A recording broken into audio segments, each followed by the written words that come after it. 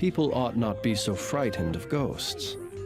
They are merely talking shadows, chattering away endlessly about their past affairs.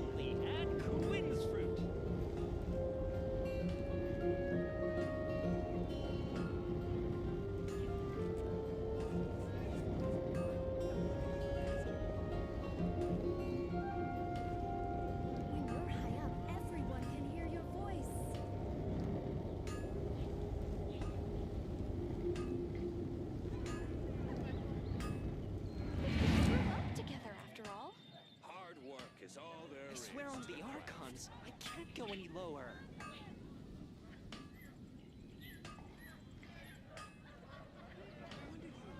When you're high up, everyone can hear your Let us have a modicum of patience for the richness and complexity of humanity. The wanton cruelty of the few is not worth our ire. Yo, hey Dad. How are you? rebooting. I swear on the Archons, I can't go any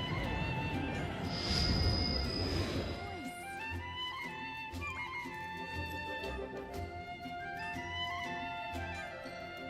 Man, you're talking so loud, twins. Hello. You kinda... Ara, is that how you say it? Hey, let's do this. Oh, oops. I'm a dum-dum. Got to connect my controller. Give me a second. Ihara. Okay. It's Japanese, isn't it? Okay. We're going to Fontaine.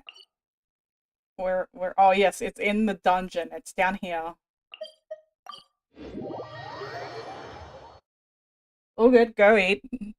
Don't keep me from making you eat, man. Wow, guess we're here again, huh? There's a real nostalgic feeling to this place. Looks like you've been missing us. Duke! Did you come all the way to the entrance to greet us? Of course. I'm here to welcome you and our dear Miss Charlotte, whom our good head nurse recommended to me. It's an honor to finally meet the much-rumored Duke. Thank you for consenting to my visit to the fortress, sir. No need to thank me. But that said, I shouldn't be the focus of your interview. I trust you recall our agreement? Of course, of course. All right then, this way.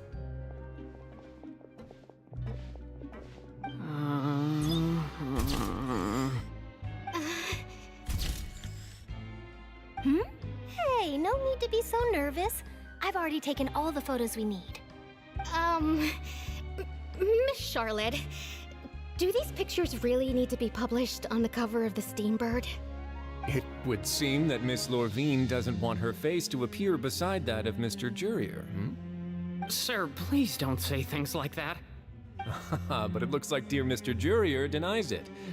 Might this interview be very important to you then? No, I just...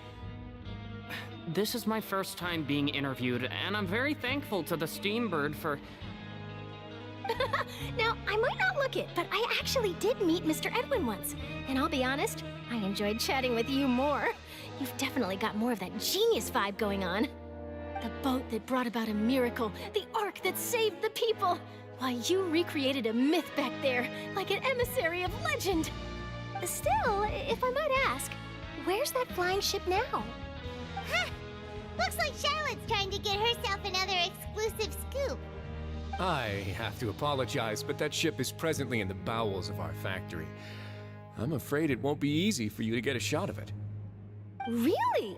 Well, then in that case, could I have an interview with you to make up for that loss?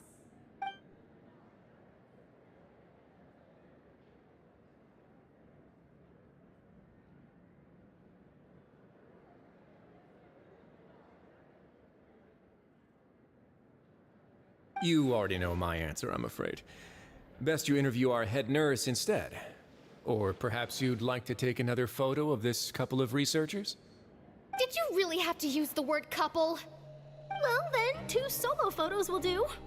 Is my hair messed Thanks up? for putting that out. Someone help me have a look. That I realized that at some point. Sorry. We've seen this kind of thing before. I must have touched the numbers up the top of my keyboard. Oh, seems like everyone's here. Would any of you like to try this new drink I came up with? Ah, Siegeween. Hey, Miss Charlotte. Why don't you, take some pretty photos of our head nurse? Sure. Come on, Miss Siegeween. Over this way. Let's find a brighter spot.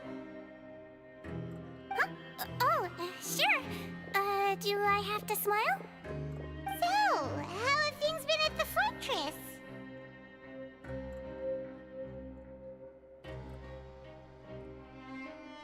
Same old, as you can see. Fontaine's undergone some changes, but this place is still more or less the same. Other than that flying ship, it got a tad too much attention, I think. That's why I decided to let the interview go through. We should direct more public opinions toward the behind-the-scenes heroes. Am I right, Mr. Jurrier? Miss Lurvine? You're too kind, sir. I believe that you too should have your day in the sun. Not that you would want that, which is a pity. I'll just leave the spotlight to you two.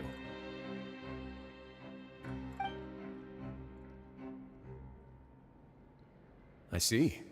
Lots of things happened that day, huh? Anyway, regarding that Harbinger, I'm not sure you remember, but his 3 young followers are still waiting for his return. Roughly's old. He's going grey You now. did win them over, Don't you huh? see the grey in his hair? I'll tell them that there's good news and bad news. The good being He's that an their old boss man. seems fine, and the bad The old being man that they of must face Fontaine. extended sentences Even for older than abetting his escape. Nouvelette. Oh, actually, what about you? Are things gonna change for you too? What change can there be? The fortress will keep chugging along, and so will my duties. As to what Miss Farina's departure will mean for the nation, and if our laws and governance will be transformed, we'll leave those to the folks in the overworld. Hey, everyone. The photo shoot's done. Good. In that case, let's call it a day here. Thanks for your cooperation. Come on, Traveler, let's go. Till next time, everyone. There'll be a next time? Maybe. Who knows? I might write a story about the underwater factory next time. Until then. All right. Last stop, the docks. To the docks we go. Where's the docks? Oh, they're down here.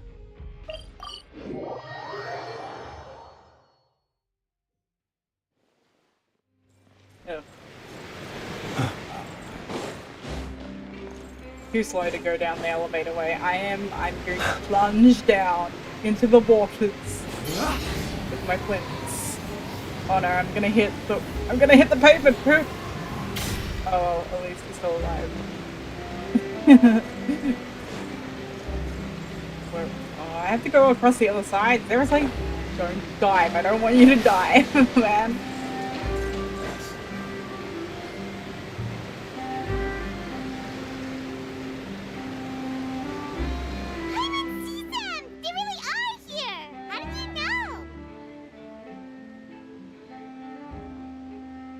Navia mentioned that she stayed in touch with Linny and the others after working together.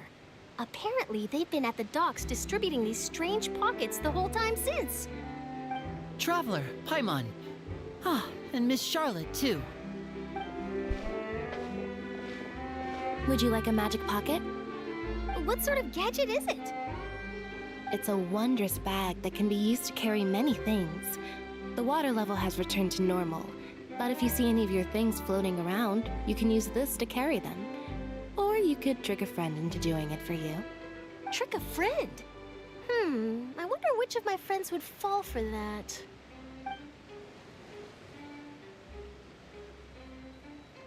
You could just make a friend like Fremine here. Isn't that right, Fremine? Is this what you meant by I'll help you make some more friends? To be honest, that sounds pretty sweet.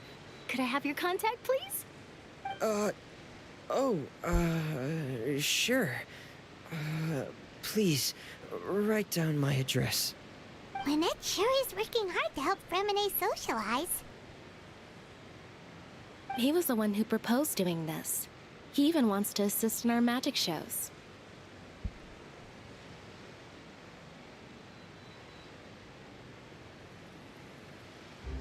Oh, sounds like that would suit him.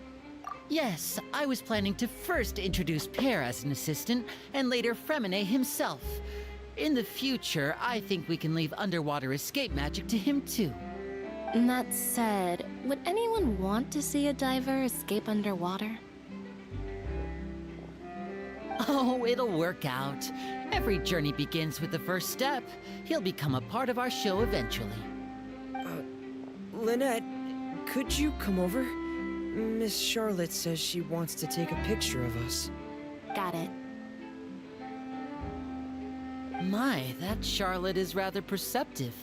She got rid of everyone the moment she realized I had something to say to you.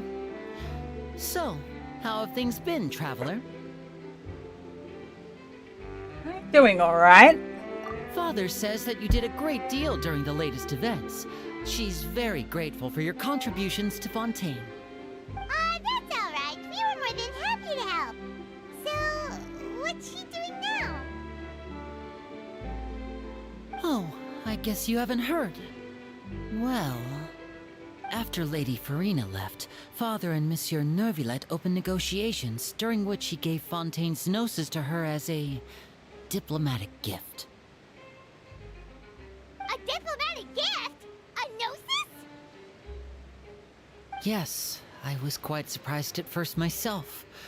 But when I thought it over, there were actually a number of things going for it. It could have been done as an apology for the incident with Lord Child, or as thanks for his help in tying the all-devouring narwhal down. Furthermore, Father did also lend significant aid to Fontaine and Poisson. Well, that's true, but this is a gnosis we're talking about. Doesn't this seem a bit irresponsible? I would agree, but I've also heard that it seems that Monsieur Nervillette has had a significant change of heart regarding the matter. So there's some reason for this that only Nervillette knows about? I suspect you'll have to ask him about that yourself. Ah, yes, speaking of which, I did see him strolling around the entrance to the Fortress of Meripede a while back. Isn't he real busy and stuff? Paimon didn't think he'd have the time for that. But back to the topic. The gnosis was given to the knave, right? What about Child? They say that he's returned to Snezhnaya to recover from his wounds. I hear that the recent disaster really did a number on his health.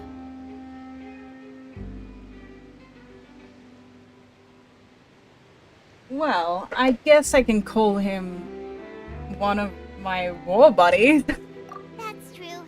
When you Wow. think about it, we've had loads of run-ins with the Fatui. To think we'd be allied Like with them this time. my arch enemy. So shocked Leeway by such a Styles. simple switching of sides?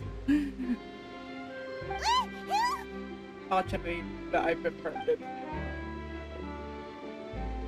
Father! Well, well, what do you know? Come to the docks to see how my children are doing and meet the Traveler by chance. Please do not pay my accomplishments in Fontaine too much mind. I would have done them regardless. Are you going to... I am so out of context of this because I haven't even played through the character quests. I really should have gone through That those is our first. duty as harbingers. I've skipped yes. ahead to the end of Don't Fontaine. be too preoccupied with sides. The goal of the Fatui concerns not a single place or person, but the entire world. With such a grand goal in mind, it is inevitable that we must wear many masks. Switching my masks is something I've always done.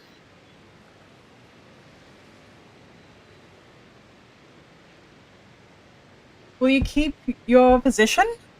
Well, that depends on many things. No one truly knows what the future holds. What good is honesty if you can't rely on it forever? As for you, I very much look forward to our next collaboration. Good things cannot be achieved alone, and you've proved yourselves to be great partners.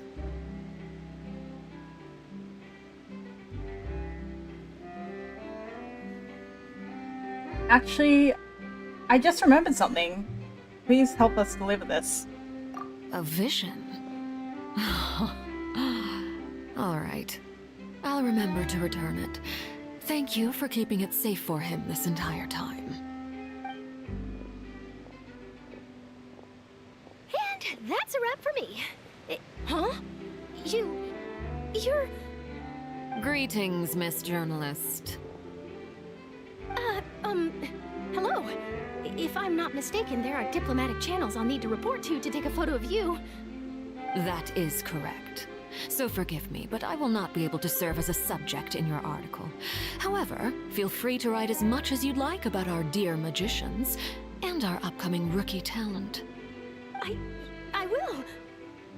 The sea breeze is quite pleasant. I shall continue my walk while the weather remains so agreeable. Farewell. Farewell, Father. Oh, she has such an intimidating presence. I didn't even dare to take a picture. Thankfully, I've already wrapped up all my pre-scheduled interviews. Thank you all. This'll be more than enough for me to write about, I'm sure. Don't be too nervous. Why don't you take a magic pocket before you go? Here, Traveler, Paimon, you take one too. To move things about? That's right. Funny. I was giving out magic pockets when we first met too. And what do you know? I'm doing the exact same thing right now. So many things have happened, but the pockets are still the pockets. I guess this must be life. We will all follow our own paths, and serendipity will lead you to your fated friends. All right then. We'll be handing out pockets in some other districts later, so we'll get going now. Have a good day, you two.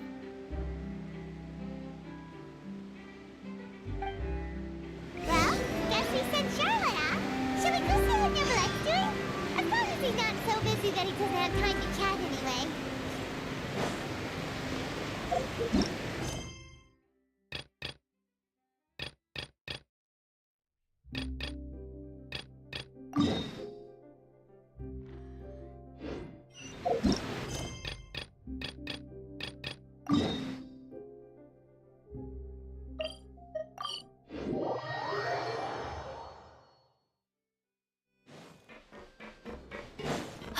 It's Monsieur Nervalat.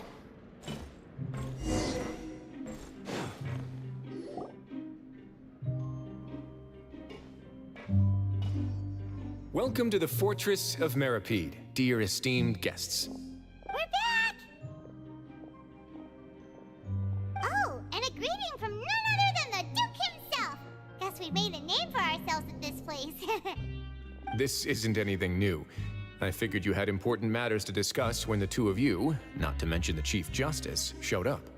Let's assume we've gone through the pleasantries and cut right to the chase.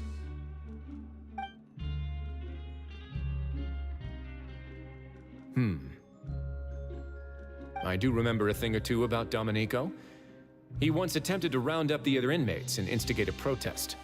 Who does this guy think he is? Paimon hopes nothing came of it. He once attempted to, I said, meaning that it was over before it even started. And now he's threatening Melazines, is he? To be honest, Domenico doesn't seem like much of a conspirator. The fact that the three of you bothered to personally investigate raises a flag. Is there something else going on behind the scenes here? He's got the same concerns we do. I am concerned about this incident because something similar has occurred in the past. I wish to meet Domenico in person and have my questions answered. That's an easy one. Let me think. I think he's at... Oh, did I hear someone say Melazine? What happened? Siegeween!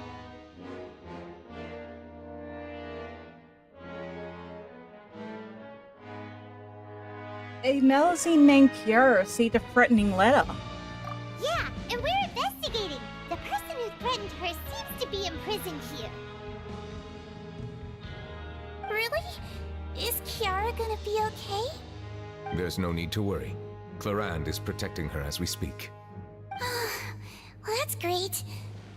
But if the criminal's still... Is there anything you can do about this? Ah, head nurse. Do you require me to personally deal with the criminal? Wriothesley. Okay, I get it. I'll bring Domenico to you. That's your only demand, correct? Think of it as more of a humble request. I'm here on my own accord, not to formally transfer a criminal for trial. I urge you to set aside any concerns. Thanks for the trouble. Consider me in your debt. Whoa! If Paimon were the Duke, Paimon would take this chance to ask for something really important. Well, were I still a criminal, I'd probably ask for a lighter sentence. But I'm sure Monsieur Neuvillette would reject that. But enough jokes. I'll look for Domenico and bring him to you. Make yourselves at home. Our dear head nurse has mentioned you quite a few times, so I'm sure she has a lot to say. Please come with me to the infirmary. Ah, and watch your step.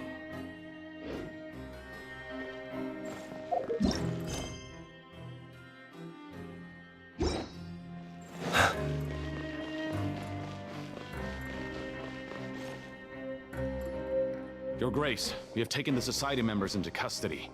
I stunned They all the tried other to flee quest. just a little while ago, as if they had we decided to forestall their plan, and we're just about— Great work, Sorry, everyone. this is Wriothesley quest. I don't know how I bumped exactly into the I have been location. perform a thorough... Understood, Your Grace. Sorry. Now, let's check on them. As expected, they all have a hollow thorn inserted into a wound on their head. Paimon's glad her eyesight isn't so good that she can see it from here. Paimon's gonna float away for a bit. They didn't pull the thorn out? They probably left it there as a I said lasting horn. reminder of Dugier's censure. These people must have had to endure an unimaginable amount of pain. What is this thorn? Is that why they wear hats, Let's hey? go check out the other areas too. That makes sense why they wear hats now, eh?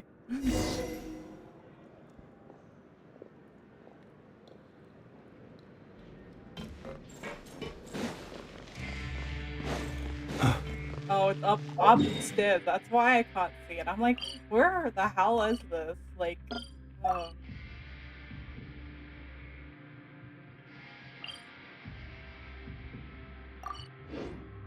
Oh yeah, it is on the. It's on the floor. I hate this. Oh, I hate this dungeon so much. Too many levels.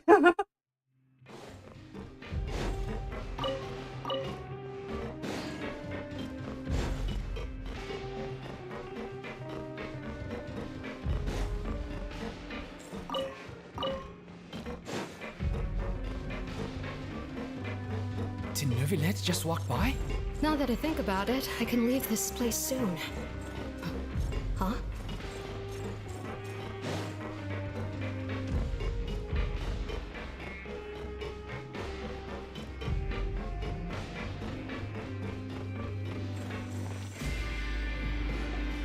Please rest here for a moment. Oh, and would anyone like anything to drink? Paimon's not that thirsty, but thanks anyway. Thirst is a warning sign that you're dehydrated, which means you have to drink up even before that. I'll bring you some tea. I'm sure you'll have a lot to talk about. Typical Sijuin. Concerned about everyone's health as always. Why aren't you two saying anything? The criminals we passed by earlier. You noticed them too. The badges they wore on their chests looked quite familiar. Familiar? Paimon didn't even realize they were wearing them. But if both of you say so, let's go ask them about it. You're not exactly a sight for sore eyes around here. That's not a bad idea. I will stay here and wait for news from you.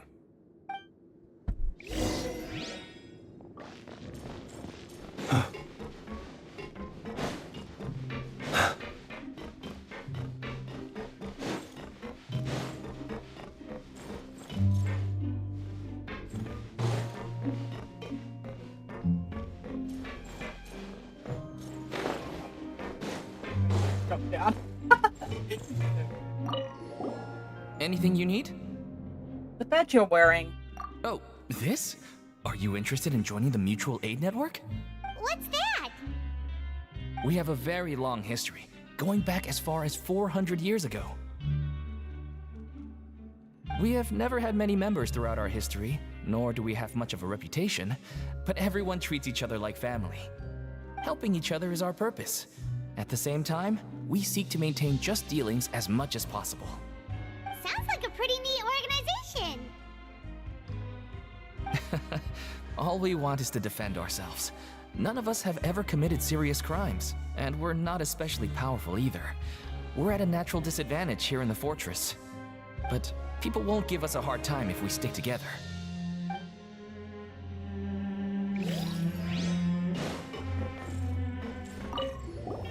Interested in joining the Mutual Aid Network? If you'd like to learn more, here's our flyer.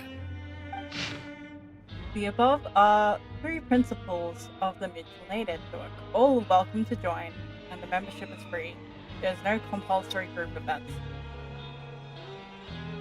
The Mutual Aid Network encourages members to do what they are able, including, but not limited to, cleaning, exercising, tutoring, and studying.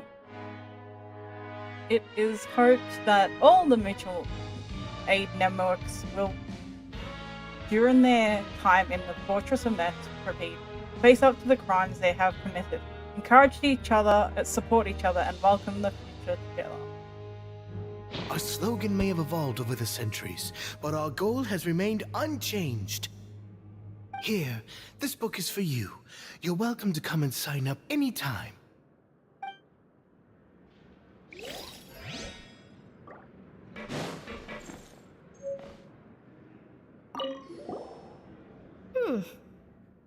You two look kind of familiar. The badge you're wearing. It's the symbol of the Mutual Aid Network designed by our first president. From what I've heard, it's based on something called a Medal of Peace. I've never seen one of those medals for myself, though. Medal of Peace? The first president of our network was an amazing person. Powerful as he was, he never used his strength against anyone. He encouraged the weaker criminals to stick together and look out for each other. All of us have a lot of respect for him. We should have gathered enough information. Let's head back and talk to Neverlet.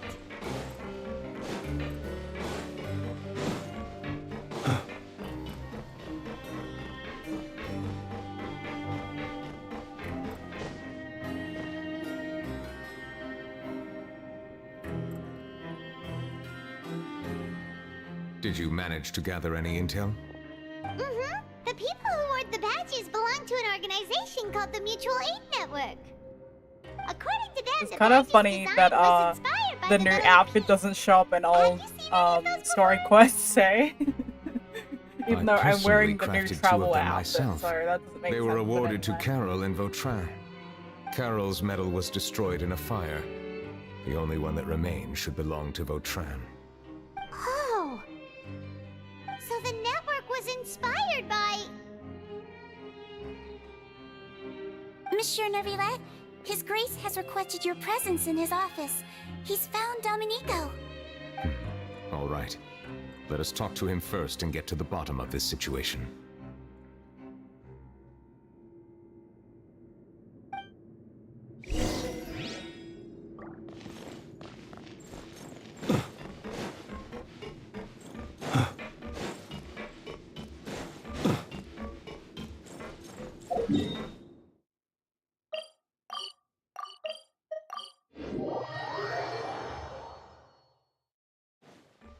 Quick as teleport there.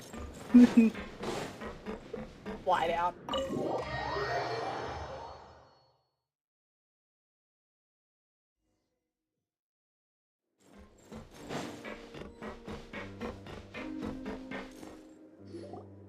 Allow me to introduce this fine gentleman, Domenico. Why don't you explain everything to him? Neuvillette? What do you want? What are you gonna do? Kill me? Calm down. I merely want to ask you a few questions. Was it your idea to send that letter to a Melusine? Hassan has already confessed, so there really isn't any need to keep hiding. Oh, that idiot! I can't believe I trusted him. Let me ask this another way. It was your idea to send that letter, correct? Yes. Who is pulling your strings? What? You're not trying to frame me for something I haven't done, are you? It's best if you realize the gravity of your situation. The Chief Justice of Fontaine has been personally investigating your case. I assume your previous attempt to incite unrest at the Fortress of Meripede has something to do with this as well. I admit I acted on impulse. I'll tell you the truth. But before that, you must ensure my safety. I can do that. You see, we're all reasonable people here. I only intended to do some small business at first. Someone contacted me about delivering some goods and promised me a generous sum of more in return. After making a few trips, I was suddenly approached by the Marechaussee Phantom. They accused me of smuggling prohibited items, and I was put on trial. But I refused to accept any of that. The ignorant can be rightfully absolved from guilt, right? Well, I suspect that someone got me locked up here so they could get their hands on my goods.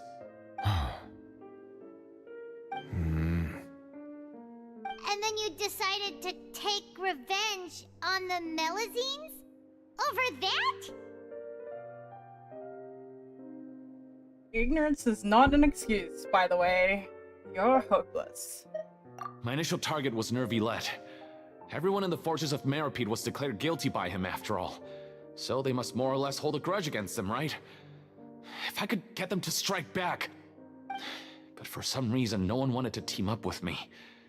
That mutual aid network in particular. What did those nobodies even gain from trying to challenge me? Seriously. In the end, I had to redirect my focus onto Melusines to salvage things. I recall that Kiara was the one who confiscated my goods for inspection.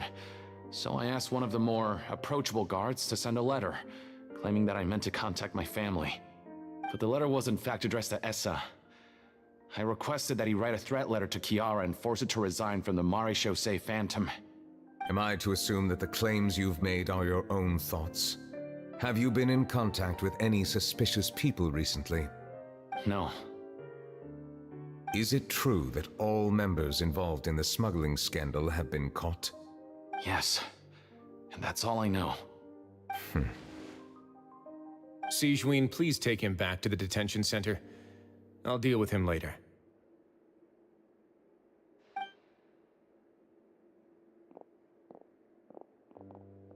So, Monsieur Neuvillette, you were concerned that there might be a shadowy faction looking to capitalize on the delicate situation with the Melusines to stir up greater chaos? Yes.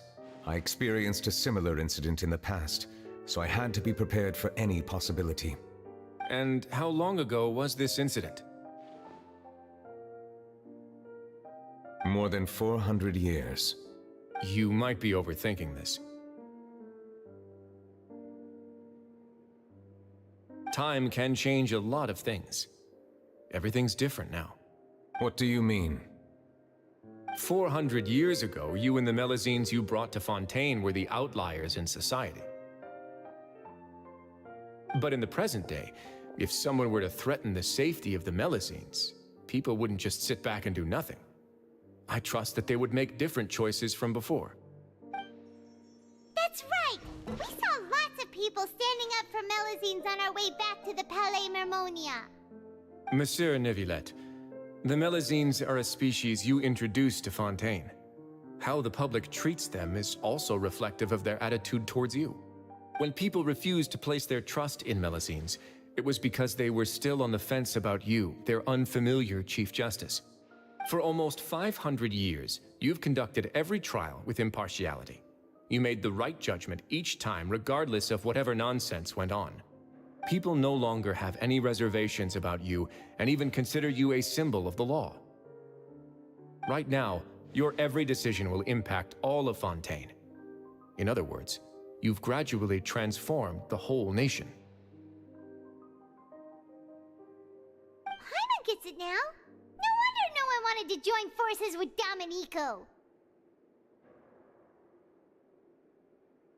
Tragedies like that won't ever happen again. I am undeserving of such high compliments. From my perspective, I have simply been fulfilling my duties. It isn't anything special or worthy of praise. I'm simply fulfilling the promises I've made and searching for answers through my judgments. It is unnecessary to hold me in such high regard.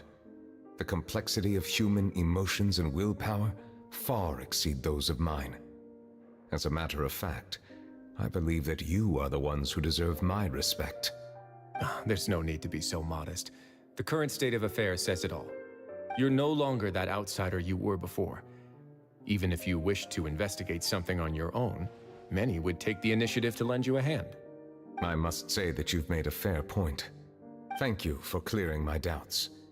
Now that the case has been settled, I should get going. Huh? You're leaving? And so soon, too? Why not stay for a cup of tea? Thank you for the offer, but I know how this place works all too well. While some are here to redeem themselves, there will inevitably be those who harbor resentment towards me. The less time I spend here, the better. My presence could very well result in an unwanted disturbance. In that case, I'll have to insist. I still have 2 more things to say. Please, go ahead. The first is about the guard who helped Domenico send that letter. I know of what you speak. The guard was indeed deployed from the Palais Memornia staff. However, as I mentioned earlier, I visited today on personal business. Therefore, I leave that matter in your hands. Well, that makes things a lot easier. You're not going to... Hey now, don't let your imagination run wild. Those from up there have a tendency to sympathize with others. However, down here, such thoughts will put you at high risk. I'll have a chat with the guard and remind him to take precautions in the future. I see no issues with that. Great! That's one thing out of the way. What's the other thing you wanted to say? The other thing was born from my own sense of curiosity. Now, I've heard that you investigated the mutual aid network. Is that right? Yep. Neuvillette thought their badges looked familiar. I noticed the small gang as well when I first took over the Fortress of Meripede. They were not great in number, but every member always made sure to stand up for what was right. I've looked into their founder, Vautrin, who once stood trial and was sentenced to imprisonment in the fortress. According to existing documentation, Vautrin remained disciplined throughout his imprisonment. He had never once engaged in physical or verbal aggression. In other words, how he presented himself in prison was very different from his behavior in court. What?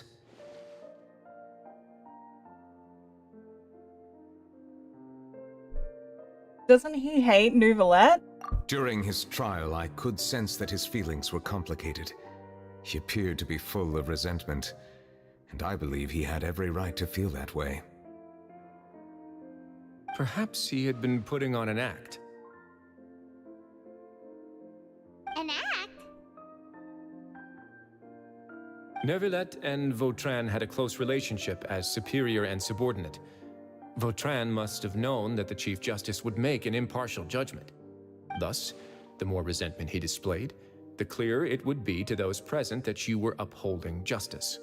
And to those who had been sitting on the fence, Vautrin's act was a very meaningful one. That's all from me. Does anyone else have anything to say? Now's your chance. I don't have anything to say, apart from expressing my gratitude, that is. Well then, let us head back. No need to see us off.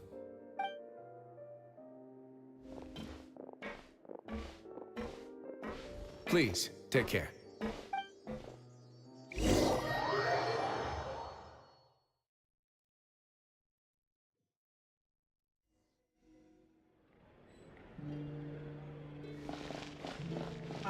trial is something I rarely bring up in conversation, but I You are always number felt one. deep regret for what happened to both Carol and Vautrin. The words he spoke in court often replay in my mind, as if He usually overtakes urging you me at some on point to because do he's always here something. for like But majority of the Risley life. said he never resented you, right? Isn't that a good thing? I believe I now understand what he wanted to tell me. I feel conflicted about those words. How should I describe it? Like, why are you walking so slow? I'm Surprise, literally relief, beating you and I'm doing fear, this type of speed. regret. But this blend of emotions has led me to finally understand some things. I would like to hear your thoughts too. What do you think of me? Paimon agrees with everything Risley said.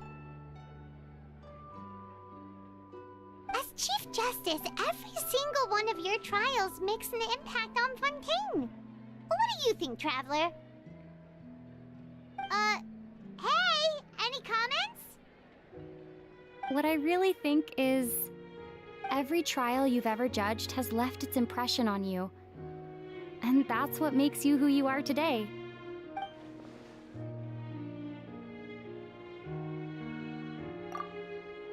As the Hydra Dragon Sovereign, Neuvillette still thinks of himself as an outsider due to his identity.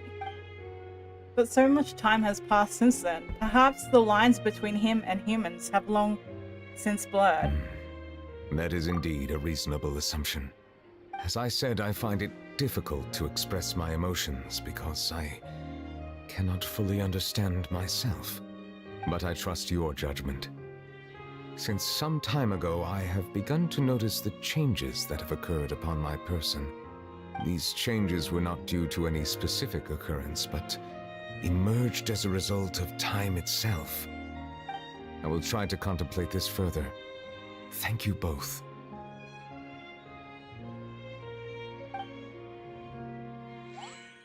Oh, huh? It's raining! Oh no, I forgot to bring an umbrella! Come on, let's hurry before it rains harder!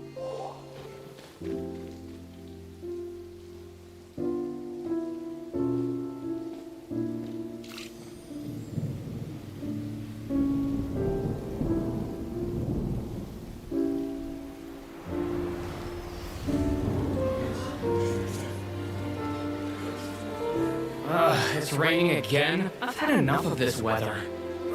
There go my travel plans. Did you read the news this morning? Quick, put away everything on the clothesline. When is this rain going to stop? Hydro Dragon, don't cry!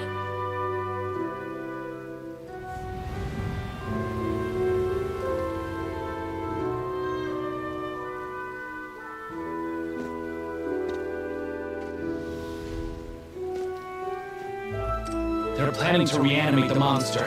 We have to report this to the Chief Justice.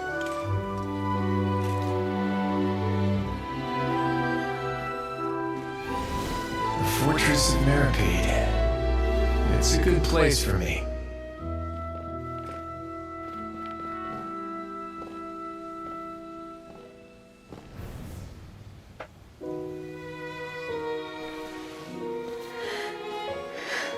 He owes me so many answers. Neuvillette? You could say he's the real symbol of Fontaine's justice. Watch him closely. He could be trouble.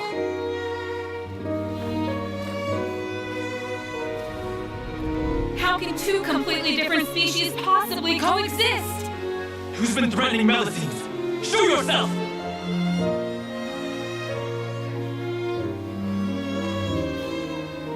You will see much in the human world, from the delightful to the depressing. And one day, when you have dwelt among humanity long enough, you will be placed to bring judgment over all as a spokesperson for Fontaine's past. Good morning, Monsieur Neuvillette! The rainy season's almost over! The skies are supposed to clear in a few days! I hope you find time to enjoy the sunny days ahead.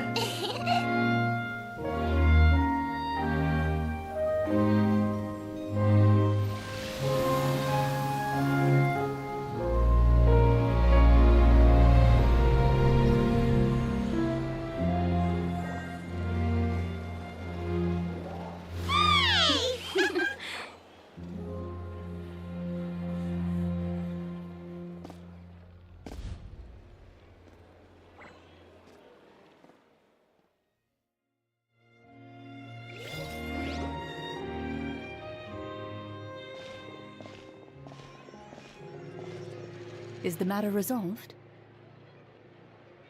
Yep, we found the person who sent that threatening letter. Risley said he'd keep a close eye on him, so the Melusines should be safe now. Oh, that's wonderful. Sorry for dragging you all into this. There's no need to apologize. Yeah, you didn't drag us in. We got involved of our own accord. By the way, where's Kiara?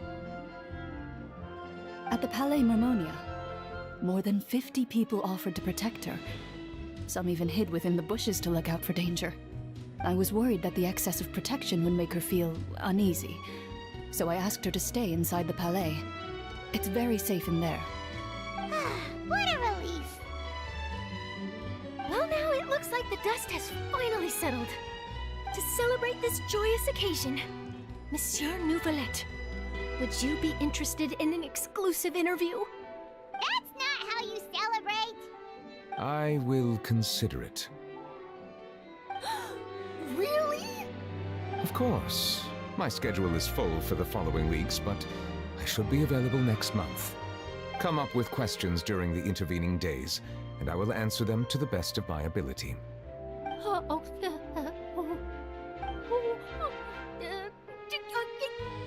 Yes! Thank you so much, Monsieur! Now, if you'll excuse me, I must head back to the Palais and issue a communique to publicize our investigation results. I hope it will assuage the concerns of all.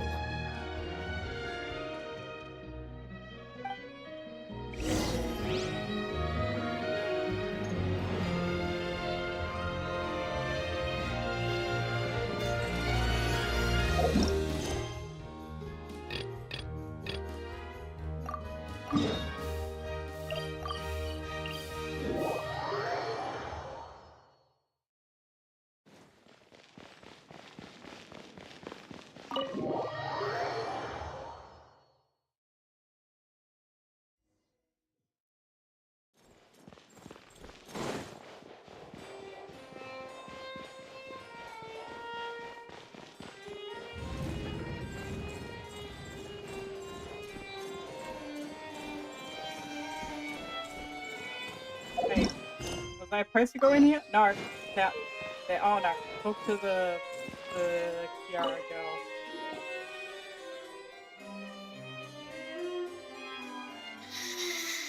He's even talking like that. I love your comparison. Kiara. You're making me crack up. But with a low voice. Monsieur Nouvelette? Sorry, I accidentally fell asleep. It's quite all right. I'm here to tell you that we have caught the sender of that threatening letter. What do you You're mean? safe now. Thank you, I'm Monsieur. not into noob. What are you talking about? I think he looks you too, Traveler pretty and gay, Big if Sis you ask Paimon. me. Everyone's been so nice to me, so If I've anything, always I felt ship really Farina safe. and him. So, I crush more on Flynn's than I do Nouvelette, man. Do you remember Domenico? He was the sender of that letter. Let me think. I can't remember. My memory isn't that good, so I easily forget things. By the way, I saw Carol in my dreams just now. Where's she gone, by the way? I haven't seen her in a long time. In my dream, she looked really happy. She held my hand and said, "Kiara, our dreams have finally come true." I can't remember what our dreams were anymore, and I don't know why. But I felt really happy too. I can sense your joy. It is indeed a delightful moment. Monsieur Nouvelette, are you happy too? Oh, I almost forgot. Am I allowed to go out now? I promised to model for Alov. Of course. Off you go. See you next time, Monsieur, Traveler, and Big Sis Paimon.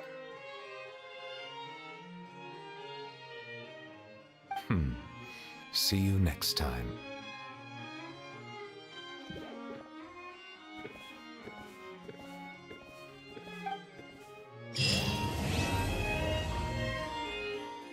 we finished it, people! It is done, yes, thank you, give me those primos. Okay, here. Cuckoo. This is who I crush on. This boy, look at this handsome man. He's so tall. He's so tall. And look at those belts, man.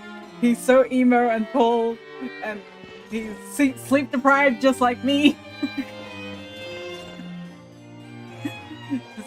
Yeah. There goes. Okay, I'm gonna pull and see if I can see one of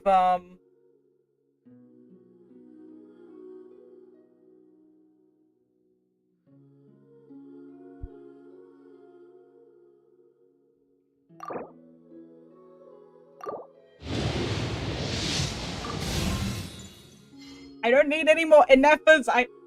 Ineffas? What am I saying? I want an Ineffa, not an effer. You get what I'm saying? Why?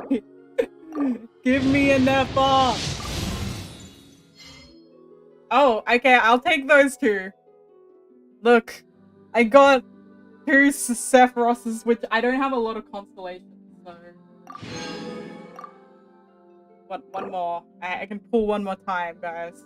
Let's hope this pull, it gives me an Effa. I'm not gonna give it... Oh, I was thinking it was gonna go gold. That tricked me for a second.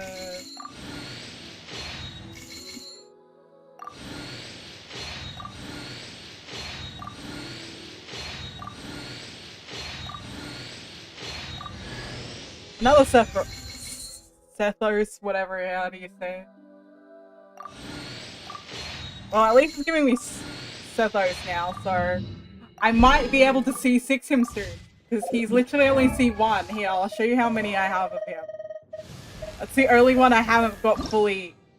But I haven't... Oh, wait. Oh, he's now C6. There you go. So I C6 Sethos at least, so...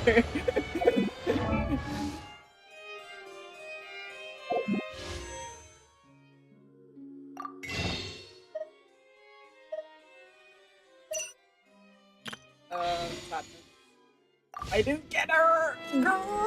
Okay, I'm just gonna have to do more quests.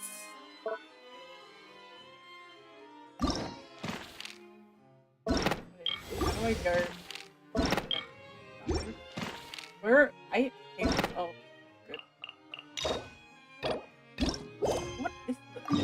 Oh. I've got to do this quest, supposedly. If I want to unlock Clorin's quest, it's locked behind this one, so... I'm looking for Nouvellette again for some reason.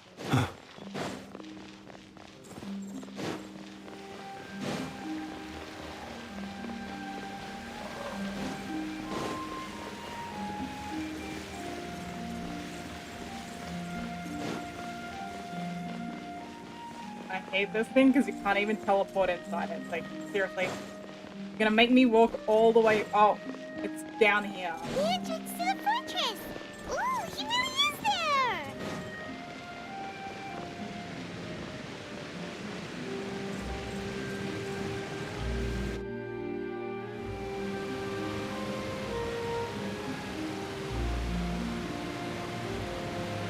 So, you really are here, Nouvellette! I don't have Clorin, remember? I tried pulling on her banner and I lost. Oh, I suppose you must have met once Mr. again to Lee. Tanari. He took the time to Tanari, greet you're me my earlier when enemy. he passed this way. In any case, you came at a good I would time. show her if I had I was your just money, considering but I reaching don't. out to you to set up a meeting, so I may explain some things that I haven't had the time to before. Aw, Paimon's glad that you remembered. Thank you for keeping us on your mind, what with you being busy and all. Alright, let's have it then. How was Fontaine actually saved? The whole business is still quite the mystery to us. It is strange how words can often leave a bitter taste in the mouth when it finally comes time to say them out loud.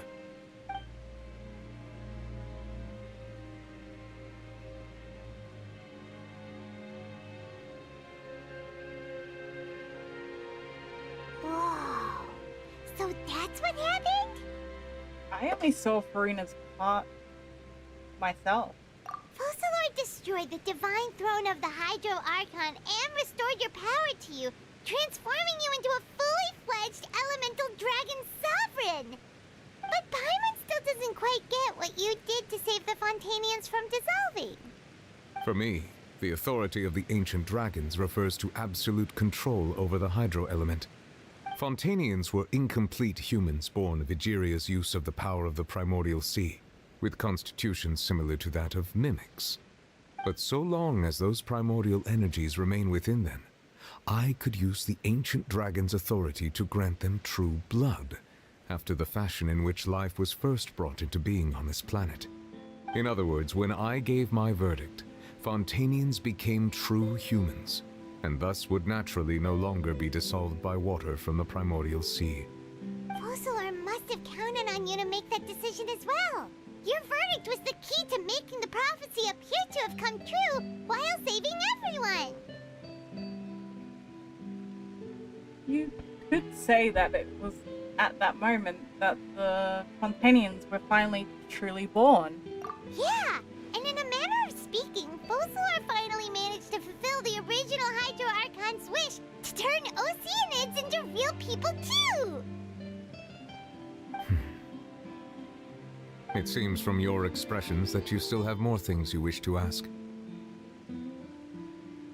Ask away. I will tell you the truth as I know it. We gotta ask him questions now. About the initial verdict that was passed on Child. I have investigated his case along many avenues, and I have learned that he once fell into an unknown chasm when he was young. There, by chance, he awakened the all-devouring narwhal. But whether it be by sentiment or reason, that should not have been enough to consider him the root cause of the disaster. At most, he would have had tangential liability. As for the judgment passed by the Oratrice during the trial, whether it was due to that liability by association, or Focalor deliberately using him to buy time for us on the assumption that he would be able to hold the creature off, I cannot say. Guess Focalor had Fontainians in mind the whole time. In the end, it was thanks to her that they finally became real humans. Hang on a second. Paimon suddenly got another question. Back when Fontainians hadn't yet become real humans, were the children they had also transformed Oceanids? Life has always flowed like water. Do you recall how Fontainians would often come to the Fountain of Lucine to pray for children? Yeah, Lynette said the fountain is where all the waters in Fontaine converge. In truth, even those couples did not know that such prayers were no mere custom, but instead a form of ritual. Those Oceanids who were blessed within the spring water would later descend as new humans in the coming months. Paimon sorta gets it now. Either way, it seems like this ritual won't be of any further use, but it'll probably live on as a local custom. Ask away. I will tell you the truth as I know it. About the Fontaine's ritual? Yeah, about that. Risley said Farina has already left. What's that all about? Ah, Lady Farina. The people are only aware that her death sentence has not been carried out. She abdicated the post of Hydro Archon and left affairs related to that title to me, before leaving the Opera House. I related Focalor's words to her faithfully and completely. After hearing them, she seemed neither saddened nor comforted. She simply said that she was tired and needed to rest. Having said that, she then packed her things and moved out of the Opera House, not unlike how an ordinary person might. But she's still got a place to stay, right? You need not worry. I will make arrangements to ensure that she will not want for food, clothing, board, or travel. In truth, I am somewhat happy for her. The wear and tear on her spirit will, of course, take time to heal. But now that she no longer has to play the role of Focalor the Hydro Archon, she can finally lay down her burdens and lead a normal life. What about you then? What are your plans now that you've regained your full powers as the Hydro Dragon? After Focalor passed on, the Oratrice also ceased to function. This matter will directly affect our trials. After much careful consideration, I've decided to take over its role in our courts. From now on, I shall hear cases and pass verdicts by myself. Looks like you're still considering stuff from the perspective of the Udex, huh? As an elemental dragon, there are indeed many things that I must do. But this power And this duty, in a manner of speaking, you could say that both were granted to me. As such, before I attend to my other responsibilities, I must first and foremost continue to serve Fontaine as its highest judge. The duty of the Hydro Sovereign and the duty of the Iudex shall coexist within my person. Additionally, the Hydro Archon's departure has brought about another problem, which is that the Opera House shall no longer produce indemnitium. That's true. That power was derived from the people's faith in the Hydro Archon, wasn't it? Wait, but the various mechs and machines in the city are all still okay. Where are they getting their energy from? As I am now, I have full command over New Musia, and it can serve as a complete substitute. Another reason why I cannot quite leave Fontaine immediately. Wow. This ancient dragon's authority stuff is really quite useful, huh? Ask away. I will tell you the truth as I know it. About the Fontaine nurses? Oh, that's right! They say you've given it to the knave as a diplomatic gift or something! Leaving aside their intentionality, the two Fatui Harbingers have indeed done much for us during this crisis. Their sole remaining goal in Fontaine, at least at this point, would seem to be the Gnosis. The Oratrice has ceased to function. The Hydro Archon's divine throne is now no more, and I do not need the Gnosis's power. As such, it has lost all meaning for Fontaine. If the Fatui have impure designs, then we might as well accede to their request now, and avoid unnecessary conflict. What complicated considerations! Paimon thought you were just giving it to them out of gratitude to the knave and as an apology to Child. Ask away. I will tell you the truth as I know it.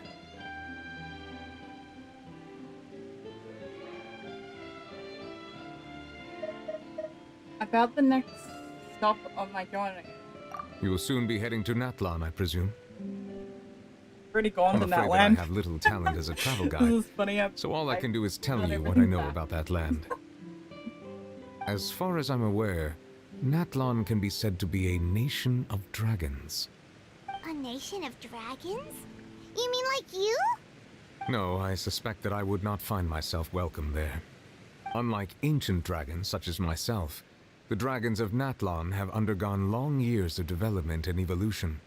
Large numbers of them have entered a form of coexistence with humanity. Natlan is also the nation of war. War ravages those lands like an undying flame. There is one other piece of information I got incidentally from my negotiations with the knave that I believe may be useful to you. The harbinger known as the Captain has thrown his hat into the endless ring of war. The Captain. Sounds like a real tough customer. Seriously, everywhere you look, there's a Fatui Harbinger doing their thing. I suggest that you fully prepare yourself before going to Natlan. In the meantime, Fontaine's doors will always be open to you. Ask away. I will tell you the truth as I know it.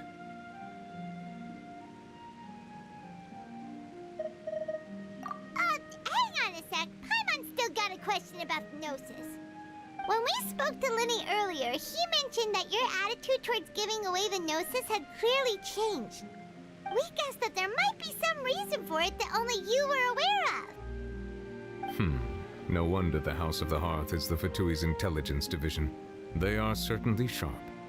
So regarding this specific issue, I was just getting ready to share something with you. What is it? In truth, I exchanged some further words with that lady named Skirk after sending you two back to the surface. It went something like this.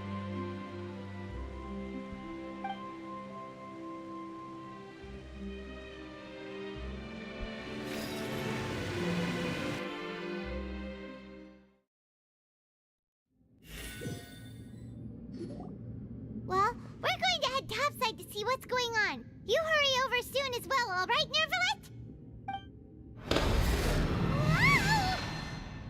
What next? The all-devouring narwhal isn't here, so I'm no longer getting any interference. I can finally catch the scent of your power, what it's made of. It is the authority of the planet's primordial dragons, but with something very similar to a god's curse mixed in. It's quite a novel blend. I'm sure I've encountered something like this before. What was it again? I do not know what you speak of. Ah, of course. How could I forget? You should have the remains of the third Descender on your person, yes? Remains? I've never heard of any such thing. Huh. According to your parlance, I believe it may be called a gnosis. Well, that much is true. After Focalor's divinity faded, she handed her gnosis to me. But I fear I have never heard of it described in the manner that you just did. I've been training with my master, the Foul, ever since I was young, and I have never returned to the surface since. So most of the information I possess, I got from him. It is only natural for those who are greater than humanity to possess a different sort of common sense, which is why there are so many problems in our attempts to communicate with humans. Regardless, you should probably get rid of objects of misfortune to prevent any disasters from befalling you. To live in itself is a blessing. But once a person dies, the bonds he once had with this world shall all turn to curses. What do you mean by that? No need to fret. These are just my personal thoughts, and my reason for no longer wishing to return to the surface. This third Descender you refer to, who are they? And when did they die? Master never mentioned them to me. Perhaps it just wasn't that important for me to know. If you're interested, though, I could ask him. I'll be sure to pass the answer on to you next time. Next time? You believe we will meet again? I do. Wait. I have a disciple of my own, don't I?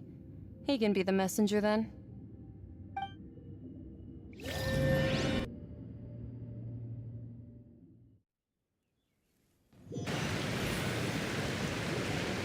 That's what she told me. Whether it would prove useful or not, I wanted to pass that information on to you. The remains of the third Descender? So that's what the Gnosis actually are. Paimon just thought they looked like chess pieces. How could they be a person's remains? All the same, assuming that there was no misunderstanding or special metaphor at play, that is what she meant to say. And she said that it would bring misfortune and that you should check it, which is why you gave it to the Fatui. If she speaks the truth, then I would simply be putting Fontaine at unnecessary risk by keeping it here. A Descender, she mentioned one of them. For me, this information means two things.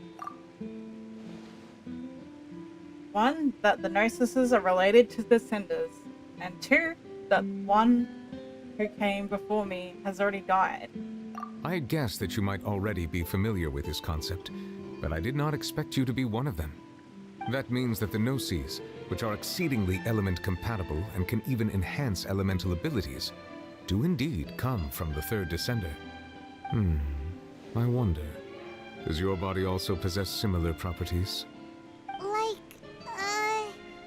Like being able to use elemental powers without a vision. That does sort of count as special compatibility, right? No, let's not think about this stuff right now. It just feels creepy, comparing the Traveler to the dead third Descender and all. Don't worry, I won't die so easily. That's what you say, but this topic still feels like bad luck. Once Child recovers, let's get some more answers out of him. Or go look for his master and get the answers that way. I too believe it unwise to make too many blind guesses when information is lacking. The same is true of being at court. Alright. Whatever the case, it seems like the crisis here in Fontaine's over for now. Yes. All of Focalor's efforts were for this moment as well. But she sacrificed herself in the end as a god, and she suffered through all those years as a human. Was that really what she wanted? I suppose that would be the mystery of a god's will. Can you understand the will of the gods? I suspect not. But once in a while I too would guess that if wishes were like the clouds in the sky, they will one day return to the earth as raindrops. Life flows like water, and rain is the final answer. The water levels may sometimes tilt one way or another, but the rain falls fairly upon all. And what, ultimately, is the difference between the rains that fall upon all of us?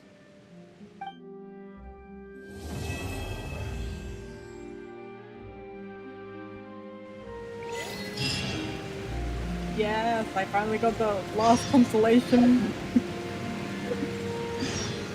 Whoa, so many things have opened up. There we go, I got a lot more. Get more primos, yay! So excited, okay. Story quests, I can now play all of them! Oh, what? I have to play Farina's quest. It wants me to play Farina's quest. Sorry, girl. Sorry, Dad. I'm so sorry, Dad. It's forcing me to play Farina's.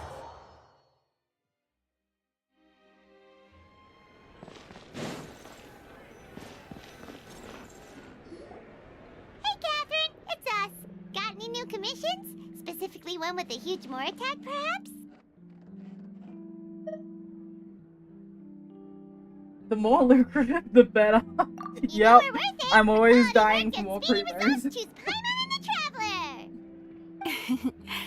It's always a pleasure to see our two most avid adventurers again. Looking for the next challenge, I see. Actually, we do in fact have a rather urgent commission that is still open. Having read the details, however, I don't believe you'd consider it to be lucrative. Don't worry about that.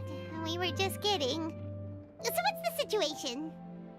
To put it simply, the requester is looking for a temporary replacement actress for their musical. The original cast member ran into some issues and is currently unable to perform the role. But the troupe has also been experiencing some financial difficulties, so unfortunately they cannot afford to pay the replacement actress. That does sound like a tricky situation. So basically they're looking for a volunteer? That's right. Our adventurers reached out to many actresses, but none of them were willing to take the job. There are only a few days left until the performance. If they can't find someone in time, they'll probably have to postpone the show. And delays tend to create all sorts of new problems. Got it. Oh, this one's a doozy. What do you think, Traveler? Any ideas?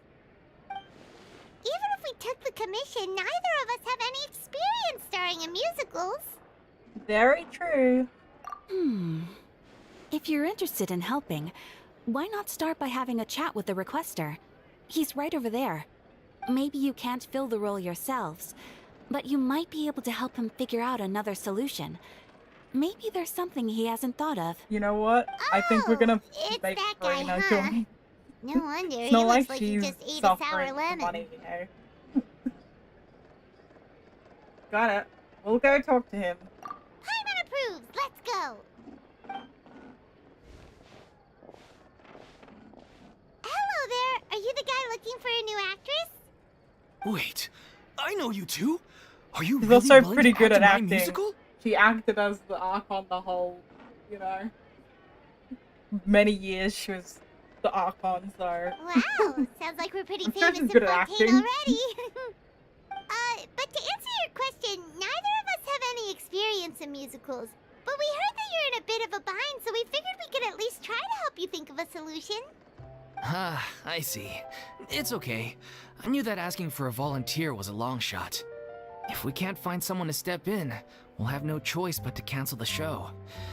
It would be such a shame. Can't you cover the budget for a new actress with the ticket fee? That's the thing. We're not some high-profile theater troupe, just a group of amateur enthusiasts. All our sets and props are very crude. We're grateful enough just to get an audience, never mind ticket fees. If we had a way to make this profitable, things might have turned out differently. But now, it looks inevitable that we'll disband. Disband? You're splitting up the troupe? Oh, I guess the lady at the Adventurers Guild didn't tell you? Yeah, this is supposed to be our final show together as a troupe. One last show. And after that, we go our separate ways. So we were really hoping to end on a high note. Nobody wants things to just fizzle out. Not after all the time and effort we've invested into it. Catherine mentioned that one of your actresses can't make it. Yeah, the leading lady, in fact. She's been dealing with a chronic illness ever since childhood, and unfortunately, it flared up again recently. It really drains all her energy, so she's in no state to perform. The show just won't be the same without her. But for everyone else's sake, I still hope we can find a way to hold the performance on schedule. Got it. We have a clearer picture now. Let's see if we can come up with any ideas. What if we sponsored the show? Traveler, how much more are you carrying? Please, there's no need to go that far. I wouldn't feel right asking such a huge favor, and I can't promise that we'd ever be able to pay you back. Laura isn't the biggest problem. How do we find someone who's good fit for the role? Good point. If the actress just goes through the motions for the Mora, that's not exactly rescuing the show. We should find someone who will put on the best performance possible. Oh, wait! What about... you know who? Great minds think alike. I was just thinking that. That's how you know we're the best of partners. Anyway, she should have all the free time in the world right now. She's really good at performing, and she was once super popular with the crowd. Performing in a musical should be a piece of cake for her. Who are you thinking of? Sounds like someone famous. Farina. Her? You're... That was a joke, right? Nope. Paimon doesn't actually know if she's performed on stage before, but Paimon's pretty confident that she'd be really good at it. You're not wrong there. She has actually performed in a number of big-name shows before. They were one of the reasons she was so popular. But even if she's no longer the Hydro Archon, it's not like she's suddenly a commoner. She's still an idol to many people in Fontaine, including myself. I just think Lady Farina might feel a bit out of place in an amateur troupe like ours. You want to sure go ahead, don't you? Well, yes, but... Huh. Fair enough. I mean, if she was actually willing to, then of course I'd be honored to have Lady Farina star in our show. I'm sure the rest of the troupe would be delighted too. I'm sure everyone in our troupe has probably dreamt of performing on stage with her one day. Of course, it all depends on whether she's interested. She might consider this opportunity beneath her. No point in stressing about that. We'll only know if we ask her. And besides, things are different now. There's no reason for her to be all high and mighty anymore. Let's go. It'll be good to check in on her anyway. Thank you for your help. I guess I'll just stay here and wait for the good news. Good luck. Wait, where does Farina actually live nowadays? She used to live in luxury at the Palais Mermonia, but she's, moved out, right? As it happens, I have her current address here. I can provide it to you. Ooh! When did you get here? I came over when things were starting to sound more promising. I thought I should be at the ready in case my assistance is needed. It is my duty to support commissioners in any way I can. Thank you, ma'am. Thank you so much. Well, now that we've got the address, we'll go find Farina. Back in a jiffy.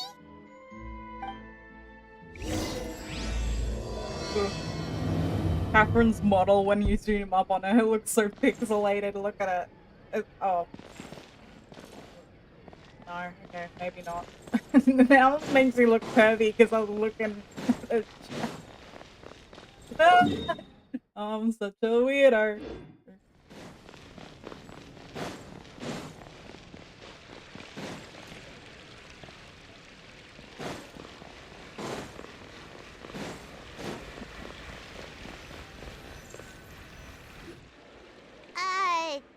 Did Catherine really give us the right address? She lives here? Not that there's anything wrong with this place, it's just, a bit of a step down from the Palais Mermonia. You know, it's common courtesy to make sure the homeowner isn't an earshot when you're denigrating their abode. Oh. Ah! stage. First Catherine and now you? I was just out on a shopping trip. I ran out of macaroni, so I went to grab a few more bags. I used to have a much wider range of choices when it came to food, but now I'm finding that simple, traditional home cooking can be quite delicious too. Don't you get sick of macarons every day? Not at all. As long as you have different kinds of sauces in, you can have macaroni and tomato sauce one week, macaroni and bolognese the next. Oh, it's gross. Sounds like you're really struggling to cope. That is gross, Serena. I hate your choice of food. Is it because you have to do all your own cooking now? Yep. How rude! Clueless Questioning on how to my cook. cooking skills. The audacity! It's not like I have a very eventful life these days. Actually, I barely leave the house. So I don't see how it's unusual that my meals are a little simpler now too.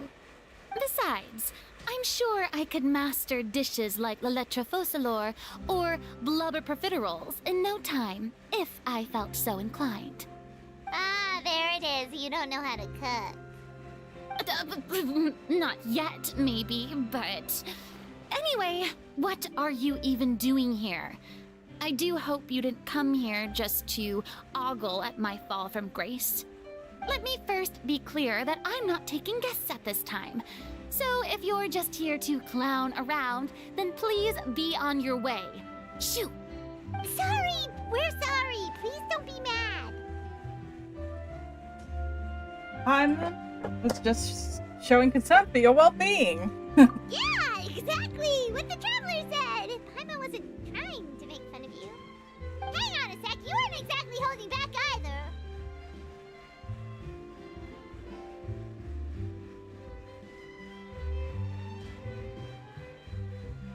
That's not important. We actually came here to ask you for help.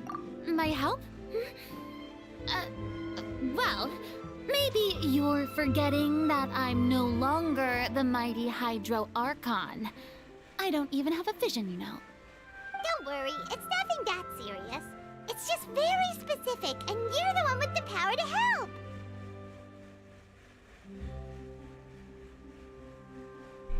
If not you, then no one. You're the only person for this job. Oh? Well, if that's the case, then fine. I'll spare you the lecture about your attitude just now. So tell me, what specifically makes this matter so specific? Ah, I see. I knew you couldn't have come all this way just to amuse yourselves at my expense. After all, I was once the brightest star in all of Fontaine, well-versed in all the various performing arts. A mere musical is well within my capabilities. But given the present circumstances, I'm afraid I must regretfully decline your casting request. How come? It sounds like this would be a breeze for you. True, but I have made a decision to retire from the stage. Although I am no longer required to play the role of the Hydro Archon, the time I spent inhabiting that character has left an indelible mark on me. Centuries of pretending to be a different person changes you completely. I'm not the same person I once was. Of course, that can't be undone now. It's too late, and I have no intention of reinventing myself all over again. But at least I can say that I no longer desire to play any new roles. So that's how you really feel. Paimon can understand, but this is just a one-off part to fill in for someone who's sick. Surely that's okay. Whether it's a one-off or not, it's a boundary that I've committed to no longer cross. If I make an exception to the rule now, I'm just leaving a back door for myself, which would be the same as not having a boundary in the first place. So I'm not going to perform, and that is that. Okay, guess there's no convincing you. Well, is there anything else we can do to help out the troupe? Otherwise, they'll just have to disband without any fanfare. Do you know any other actors who might be interested in the role? Nope. Short and to the point, okay.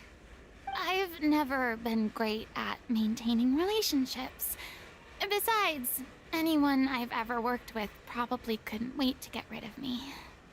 Since I'm just an ordinary person now, they'll probably just laugh in my face if I go asking them for help.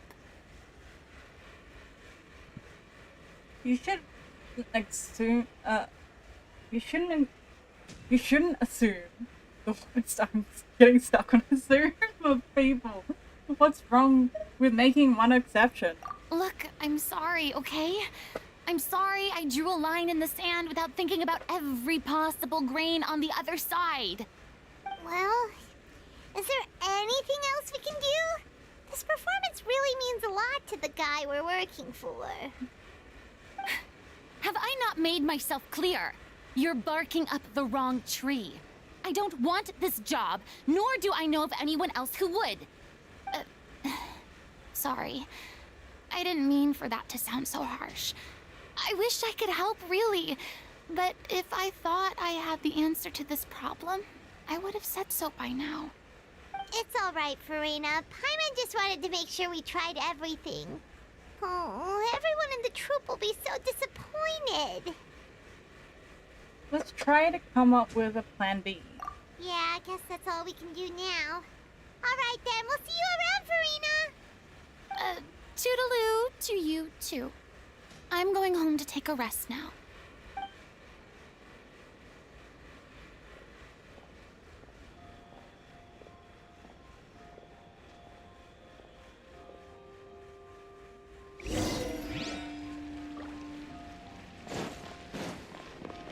It's too bad, but we have to respect Farina's decision.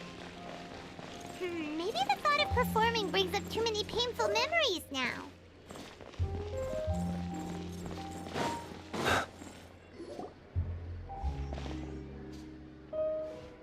Huh? What's going on? Are they arguing?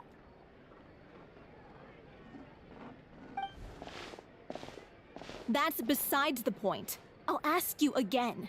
Why did you start looking for a replacement without my consent? When did I tell you I'm going to take a step back? You didn't need to say it. We've known each other for how long now? We know the signs. But you never tell us about your illness, even when it's clearly flaring up. And that gives you the right to make a decision on my behalf? Shortly after you left, the troupe's lead actress came to the Adventurers Guild. She believes that she's healthy enough to perform.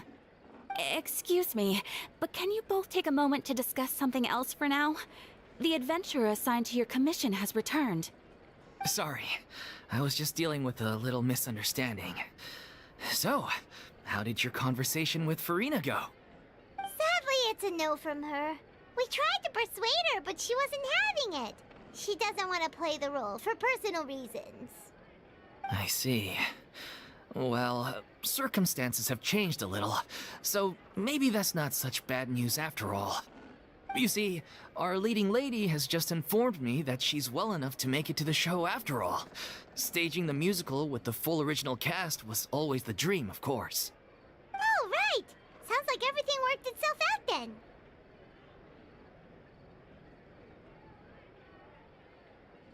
Imagine if we had managed to convince Farina to join, only for her to find out she's no longer needed. Yeah, she'd be livid. We'd get the scolding of a lifetime. Jeez, is Lady Farina really so harsh with people? Only joking, calm down. So, guess we can consider this case closed now, huh? Despite the fact that we failed to complete the commission, we were still racking our brains for ideas on the way back here.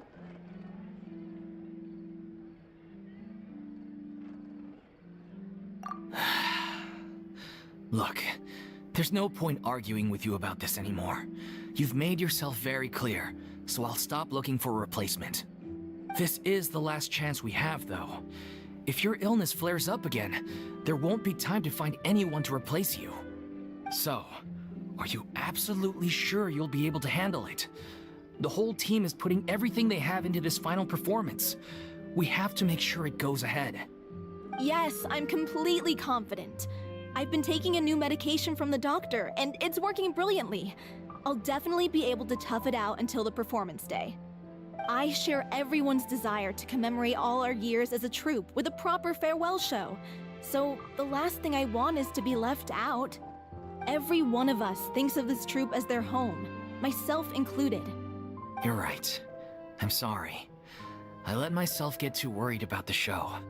I should have asked for your permission first. All's well that ends well. Sounds like the show will go on.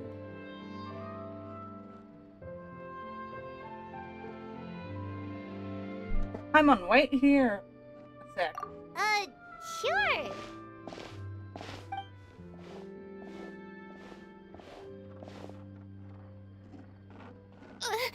Hey, how did you... I was just passing by because I realized I forgot a couple of items on my shopping list. All right, I'm coming. No need to drag me.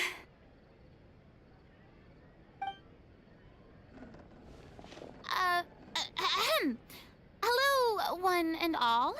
I couldn't help but overhear your conversation just now. Furina? Didn't you say you were gonna take a rest at home? What are you doing here? I was just ever so slightly concerned about the situation you mentioned. Yes, a teensy bit concerned, that's all. When you came to talk with me earlier, I jumped right to explaining my position and said some strongly worded things. And all before I even had a full grasp of the situation. Anyway, I just feel a bit bad about how it went down.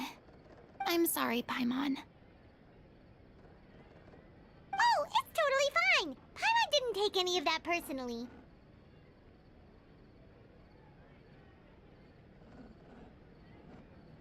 You really have a knack for asking the most uncomfortable questions, don't you? I felt very sheepish, having had a change of heart after flatly refusing you. And then, to make matters worse, you caught me. But in any case, it sounds like the issue has already been resolved. Yeah. When they said they were gonna ask for your help, I almost had a heart attack. I mean, how could we be worthy of having Lady Furina star in our show? There's no need to think like that, and no need to keep addressing me as Lady. Just Furina is fine. I was wondering, if this troupe is so important to all of you, why does it have to disband? If the difficulties are purely financial, then there must be a solution. You could put the shows on pause while you look for a sponsor, for instance. Everyone seems so devoted to the troupe. I'm sure if you keep chipping away, you'll find a way through. We all want to believe that, but some things are just beyond our control. Everything's been going downhill ever since we lost our director. She was the heart and soul of our troupe. She kept us going. Her name was O'Reilly, and she was the founder as well as the artistic director of our troupe. And tragically, she was a victim in this serial disappearances case. What? That's actually how I recognized these two. It was all thanks to their efforts that the true culprit was brought to justice. But still, no sentence can bring our director back to us. She was a loyal fan of your performances, Miss Furina. They were what first inspired her to get into musical theater. She rallied many people around her who were destitute or had lost their sense of purpose in life, and convinced them to join her troupe. She wrote her own scripts, acted on stage, and mentored each and every one of us. People loved our performances back then. We seemed to be going from strength to strength. Things were really looking up for us. And then disaster struck. Yeah. After that, the entire troupe fell into disarray. None of us know anything about script writing, let alone how to handle the business side of things. We've been doing the best we can. But despite our efforts, things are slowly but surely falling apart. It's agonizing. But ultimately, we'd rather end things now on our own terms than stick it out to the bitter end and watch all our dreams turn to dust. Oh. That's so sad. What a terrible waste. A gifted artist from humble beginnings who achieved so much and no doubt had much more to give. And then her life was so cruelly taken. I suppose it's fair to say then that this final show, besides being your farewell to the stage, is also your final gift for her? Yes, exactly. We all miss her terribly. Well, good thing I followed the traveler here. After hearing this tragic tale, I can no longer stand by and do nothing. Farina? I know what you're thinking, but I by no means plan to cross the boundary I've set for myself. Besides, they're no longer looking for a replacement anyway. I can, however, provide some artistic guidance from the vantage point of a highly experienced audience member. But only if you feel this is something that would help, of course. Oh, most definitely! We'll take any guidance that you can give. We unfortunately don't have any budget for a consultant, though. Will that be a problem? I don't need any compensation. All I'd ask in return, if you're willing, is that you tell me some more about the life and work of your late director. Something I've begun to realize since my departure from the Opera Epiclese is that there's a lot you don't see when you observe everything from on high. The law only judges criminal behavior and does not weigh human emotion. The court's verdict can settle the question of criminal liability, but what about all the unresolved emotions of the parties involved? What happens to them? A verdict can bring emotional catharsis. Is that how you say that word? I rarely use it. They come pouring out and flow away into infinity. An interesting answer. But if you ask me, I think all emotion shall ultimately return home to the heart and slowly settle with the passage of time. Take, par exemple, how this troupe pines for their late director. Things such as this I have never witnessed before, and so I should like to observe, perchance to understand. Ah, still a fan of your old dramatic monologues then, huh? You just want to get back in on the action, don't you? No. This is a completely different situation. Pearls before swine. Ah, the name's not Swine, it's Paimon! Would you be willing to join me? Come on, take a break from adventuring to listen to a story.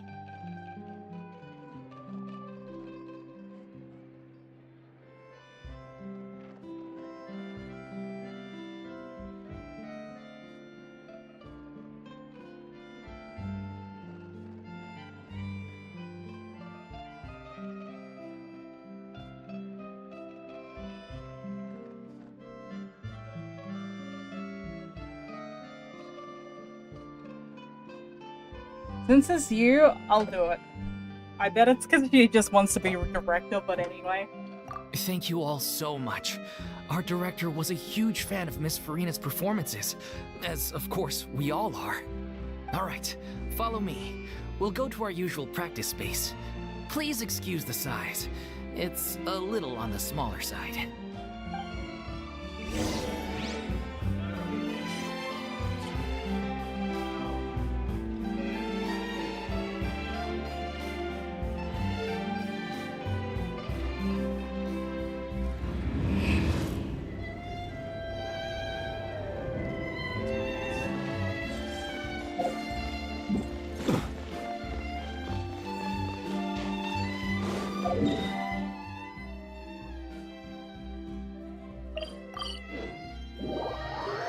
Lovely.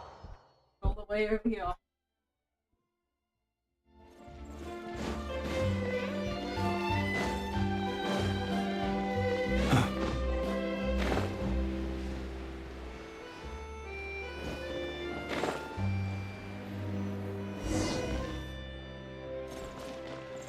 Wait. Oh, it's this door. I'm like, where is it?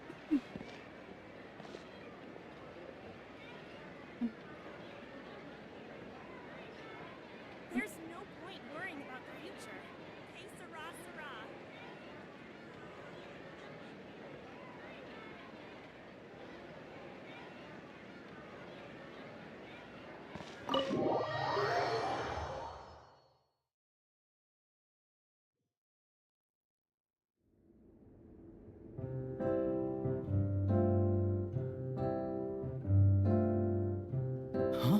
Lady Farina? What's Lady Farina doing here? Hello all. Allow me to explain. As of today, Miss Farina will be supporting our production of The Little Oceanid in the role of artistic consultant. These two over here are the ones that made it possible. They kindly reached out to Miss Farina on our behalf. I'm sure they need no introduction. You bet! That was the trial of the century! You helped bring our director's murderer to justice. We can't thank you enough. Oh, please don't mention it. We're just here to join in on the fun. So, you were saying The Little Oceanid? Yeah, that's the name of our final show. It's an unfinished script left behind by our director. One of our greatest regrets is that she never got to complete it. So, if we can bring it to the stage and make it a successful show, we can all take some solace in that. Wait, but if it's not finished, then...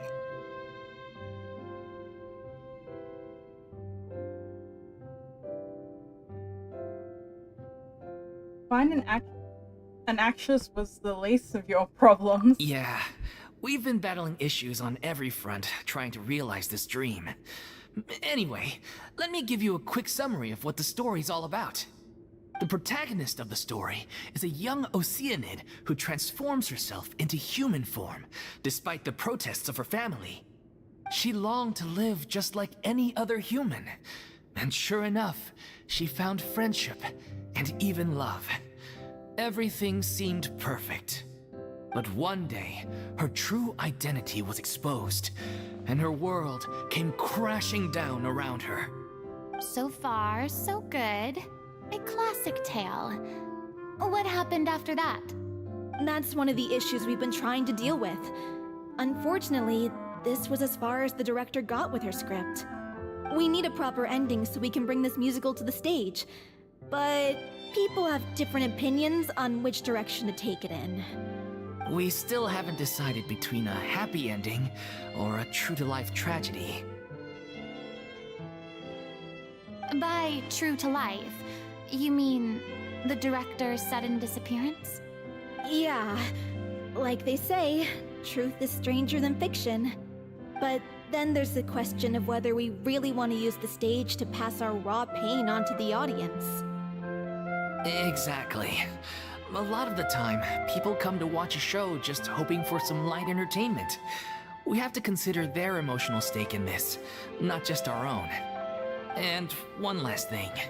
We're still waiting on confirmation from two of our main actors. The first is Paulo, who plays the protagonist's lover.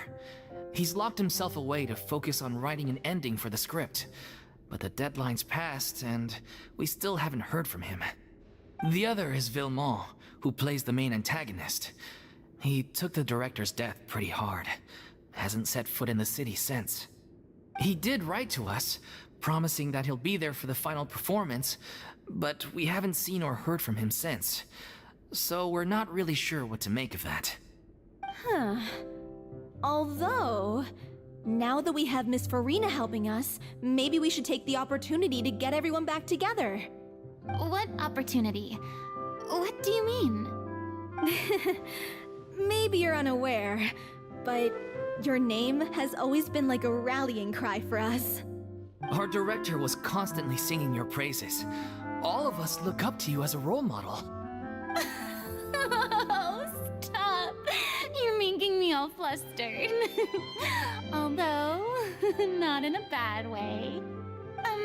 I suspect the reason they're dragging their feet is that they have their doubts about whether the show will really go ahead, considering all the issues you've been facing. But one by one, all the obstacles are being removed. Now is the time to rally the troops. Makes sense. Okay, priority number 1, let's check in with Paulo and see where he's at with the ending. He went back to Poisson a few days ago. Said that staying in a friend's home might help him to relax and escape the feeling of isolation. I thought the last thing his friend would want right now would be to take visitors, given that Poisson was flooded not too long ago. But I guess it's the opposite. A friend in need and all that. Yeah, maybe he could use some company. Poisson?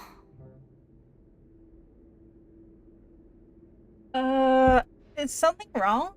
Nothing. I suppose my presence will be indispensable if we are to restore his faith in the show. So, allons-y. Tout Poisson!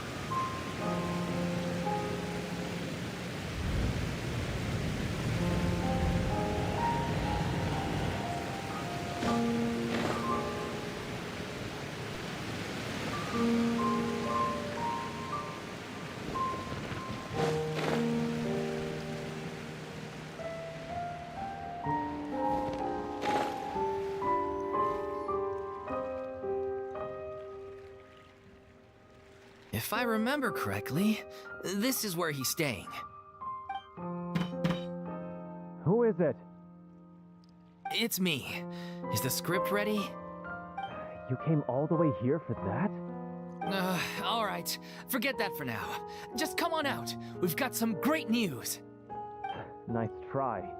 Look, just give me some time, okay? I'm just wrapping up this last part of the script. I'll be out once I'm done. Okay then. Looking forward to your masterpiece. So, as expected, he's missed the deadline. The ending is one of the most important parts of the show. Even once he's done, it isn't final until we've all had the chance to read through and make sure we agree on it. Someone told me they'd just seen you in Poisson. I assumed it was a case of mistaken identity, but sure enough, here you are. And Farina, too. I was wondering if we might run into her. So, you're here for Paolo? Looks like he could be a while, so feel free to take a stroll around town in the meantime. I've made all the arrangements already. Oh, it's okay. We can just wait here. Thank you for being so considerate, Miss Navia. That sounds wonderful. We'll take that stroll. Get over here, you! How oblivious are you? How are things in Poisson now? Any better? Things are on the mend, but it's a slow process.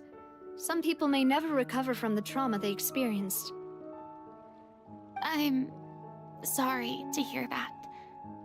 I wish there was something I could do. Please, must our conversations take such a depressing turn every time we meet? We all have painful memories, but we don't have to let them cloud everything we do.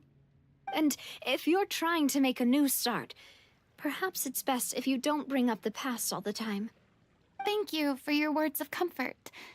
You make a very good point. But for now, at least, I think I should stay with the way I'm feeling for a while longer. It's okay.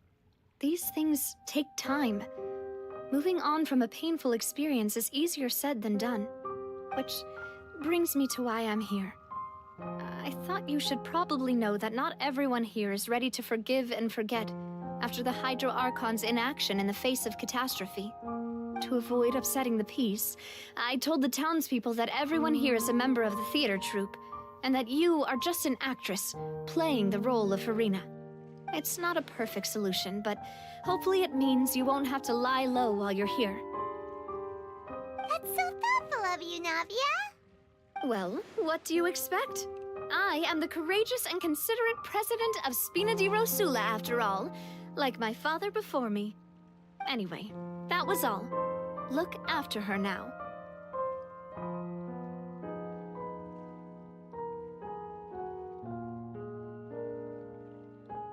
Got it, Navia. Thank you. we go then. Let's take a look up there. I don't have any friends that I can be frank and honest with, so maybe she's right. You're the closest thing to friends that I have.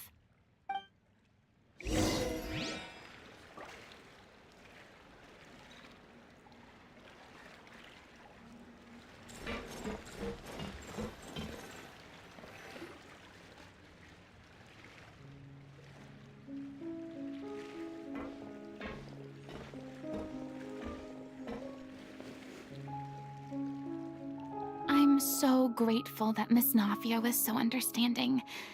To be perfectly honest, I didn't know if I was ready to meet her. It's always easiest to just run away from your problems. But that never fixes anything. You can't get around the obstacles without facing them. So that's why you were nervous when they brought up Poisson. Yeah. I'd be lying if I said I wasn't scared of coming back here. Still, I felt it was something I had to do. As I was saying before, I want to see for myself the things that I never could in the past. I'd be overjoyed if the people here could find it in their hearts to forgive me. But they're more likely to unleash a tirade of vitriol against me, which, of course, I completely understand and accept.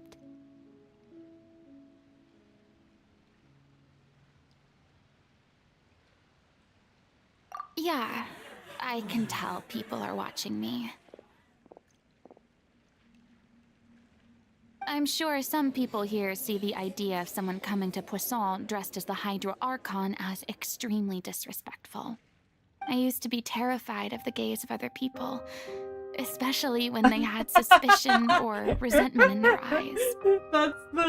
That is from the meme. I used to be terrified of the gaze. That's the way she pronounced gaze. It sounds like the gaze.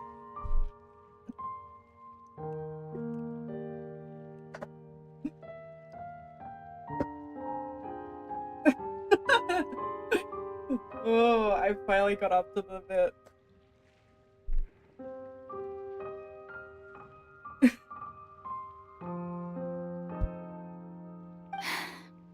I guess I wasn't quite ready for this after all. I'm not surprised you're making yourself go through all of this.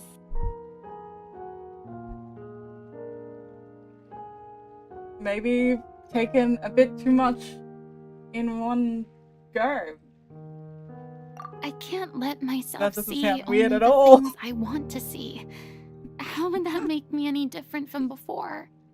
Look! There seems to be a crowd gathering over there. Not stay quiet either. Probably time we made a move. How about we check out Spina di Rasula's ship? We should have a view of the whole of Poisson from there.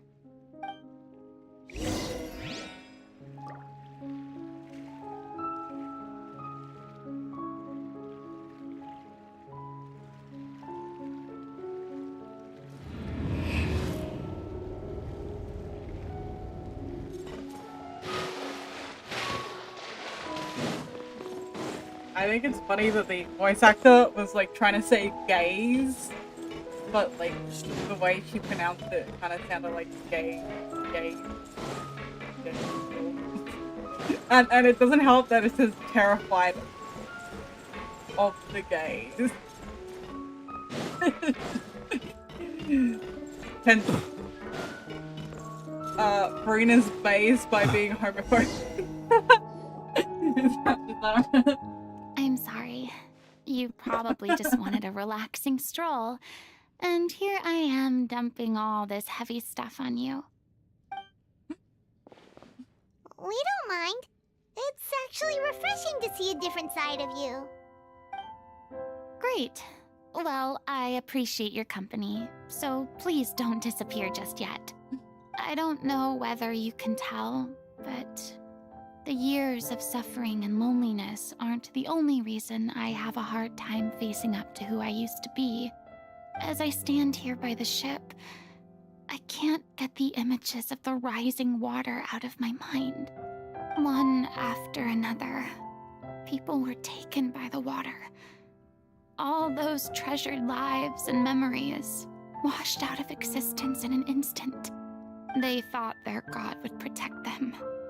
They had absolute faith that when disaster struck, a divine power would save them from harm. And all the while, I played my part to perfection to convince them that was true. But then the floodwaters finally came, and the Hydro Archon did nothing. You shouldn't look at it like that. You're only doing your duty. Don't be so harsh on yourself. I've had to go through so many moments like that for the sake of protecting the truth. As time went on, it got harder and harder to bear, and I became more lonely and isolated.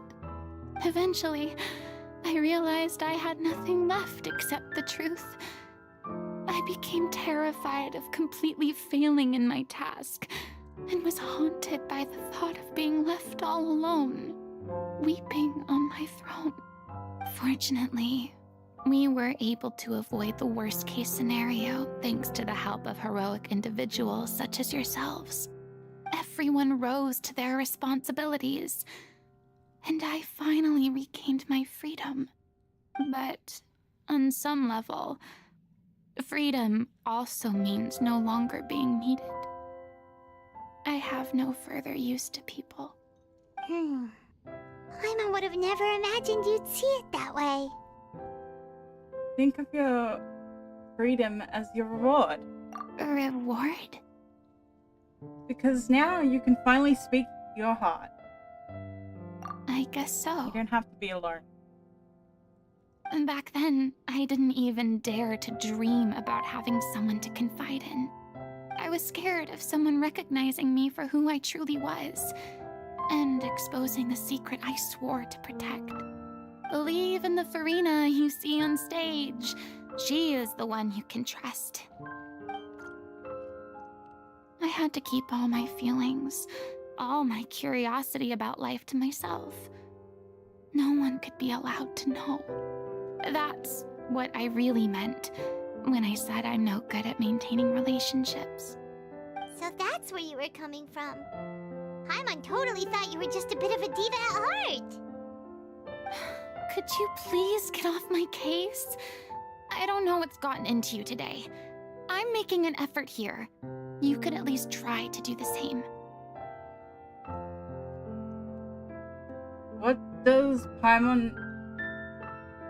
Paimon meant to say was she doesn't like to see you so down.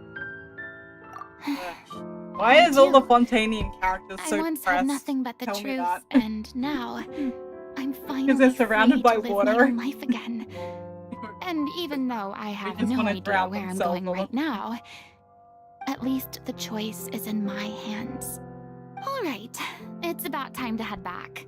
Paulo should have finished the ending by now. Sure. Okay, let's head back and check it out.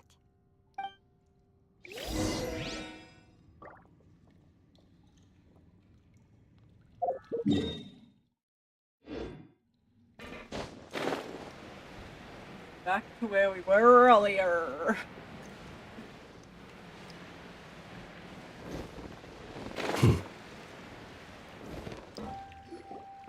Didn't you say you needed to watch what you eat? You're supposed to be cutting down on fried foods, not wolfing down copious quantities of fish and chips, you know? Come on. It's not every day we get to dine at Spina di Rosula's expense. Can you believe how generous she is? I'm not about to pass on free food. Anyway, my character doesn't need to be slim and good-looking. That's your job. Are you kidding me right now? It's not your character's health I'm worried about, it's yours. I've spent my whole life battling the effects of ill health, and it kills me to watch you willingly ruin yours by filling yourself up with junk all the time. Oh no, looks like they're arguing again. We're back! Could you maybe put your differences aside for a moment? you're back. We've been enjoying Spina di Rosula's VIP treatment in your stead. Paulo's nearly done. We shouldn't have to wait too much longer. Great! So you were discussing your characters, right? We heard she's playing the Oceanid who turns into a human girl. What about you? Me? I'm an Oceanid too. He was originally supposed to take the form of a crane, but he outgrew that role. Well, the costume at least. So now he's playing the boar instead. Sorry. The boar's not a bad character, actually. He's the one who raises the little Oceanid, yes? That's right. He has some pretty memorable lines too, like when he imparts some solemn words of wisdom to the little Oceanid. If you become human, you can reveal your secret to no one. You will face suffering and loneliness.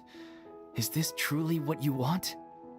Wait, that sounds kind of familiar. It's the most important line in the whole script. I think it's a symbolic statement about our director's life and legacy. She kept quiet about all the trials and tribulations she faced in running our troupe, allowing us to devote ourselves fully to performing.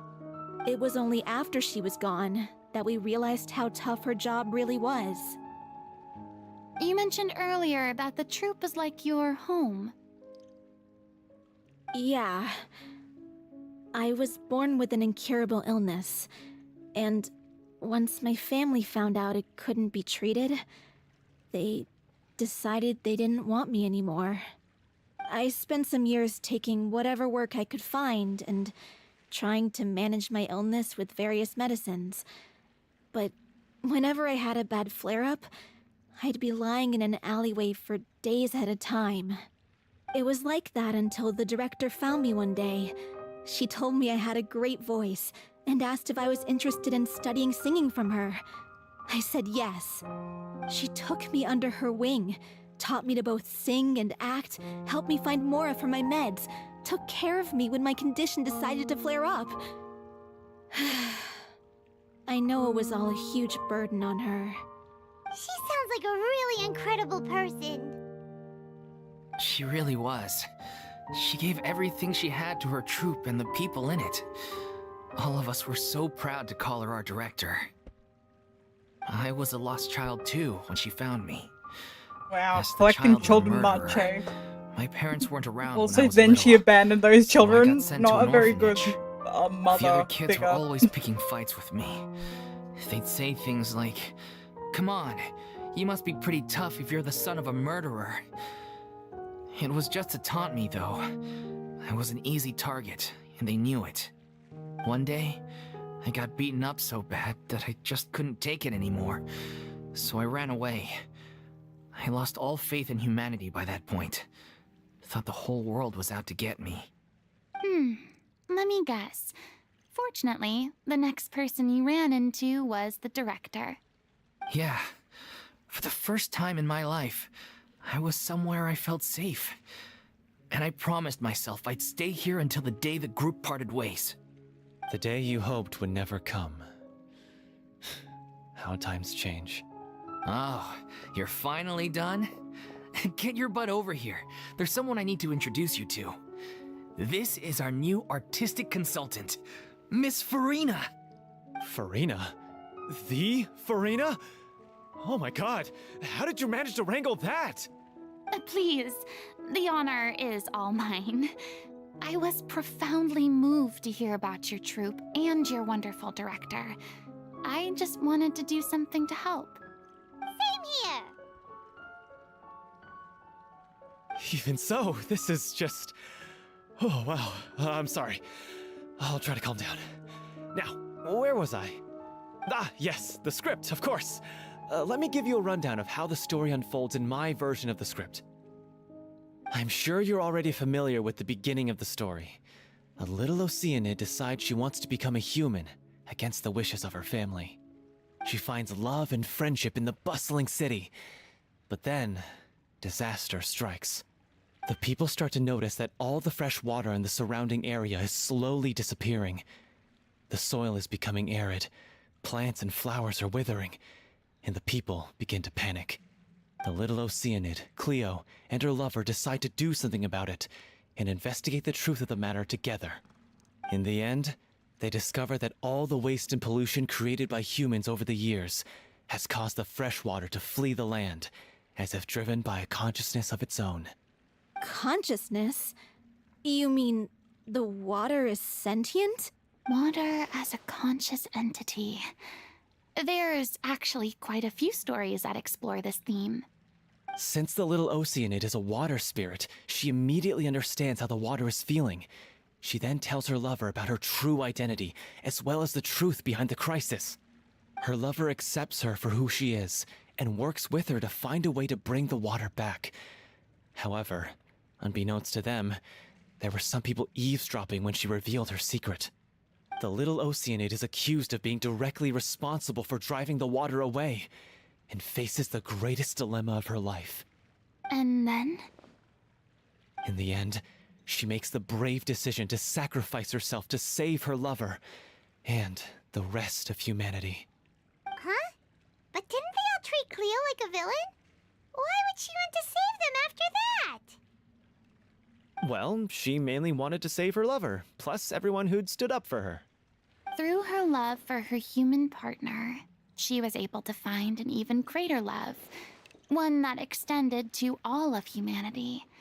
Surely the biggest strength of Cleo's character. There's actually something else that bothers me.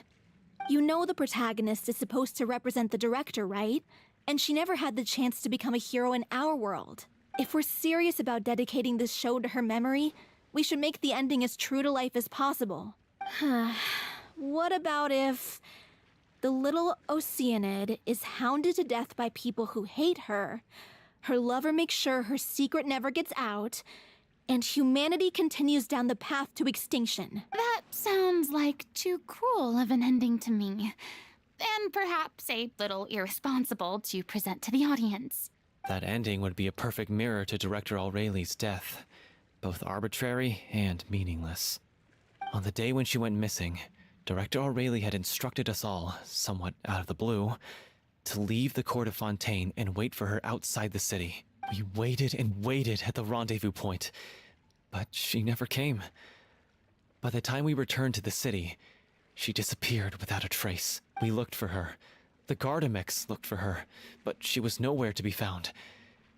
Increasingly, all the signs seemed to point to her being the latest victim in the serial disappearances case. The director was the kindest soul in the world, yet she was senselessly sacrificed for the sake of a so-called experiment by someone who had nothing to do with her at all. But doesn't the way she suddenly told you to leave the city suggest that maybe she had some sense of what was about to happen? It almost seems as if she was moving you to safety.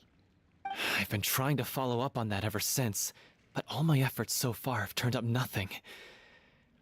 Villemont might know something, but he won't open up to me. Villemont? The one who's playing the role of the villain? Yeah. He's been overwhelmed by grief. I think the director's death hit him hardest of all. Grief? Guilt, more like. Also, I have a hard time imagining that anyone took it harder than me. Because, well, speaking of the play being true to life, I was deeply, madly in love with Aureli. What?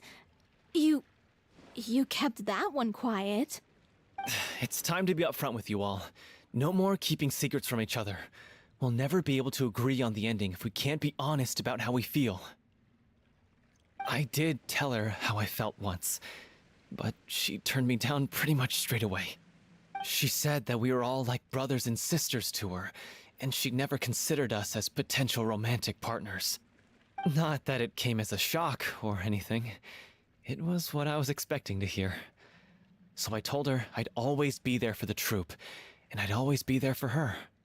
I said, maybe one day in the future, when everyone's settled into their own lives and on the up and up, and managing the troupe no longer required her constant attention, well, maybe then she could reconsider what she really wanted in her life. And now, that day will never come. Oh, Apollo. So if I'm the one writing this ending, then I'm gonna make sure it does right by O'Reilly. I won't let anyone get in the way of that. In that case, you have to straighten things out with Vilmont once and for all, face to face. We've all had our differences of opinion over the ending, but those two have never seen eye to eye on anything. One of them has to compromise if we're ever going to reach a final decision. Well, if that's where we're at, looks like it's time to go visit Vilmont. Are you ready to face the truth? Honestly, I'm slightly terrified. But for the sake of our final performance, I'll do whatever it takes. Funny you should ask, though. You really do get what I'm going through right now.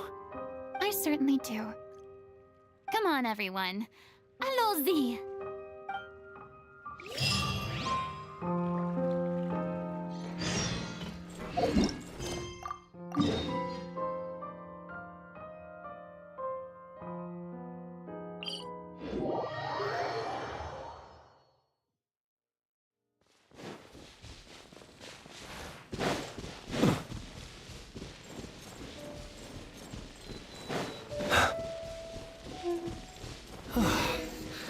This is tough going. Yeah, I might have to hold off doing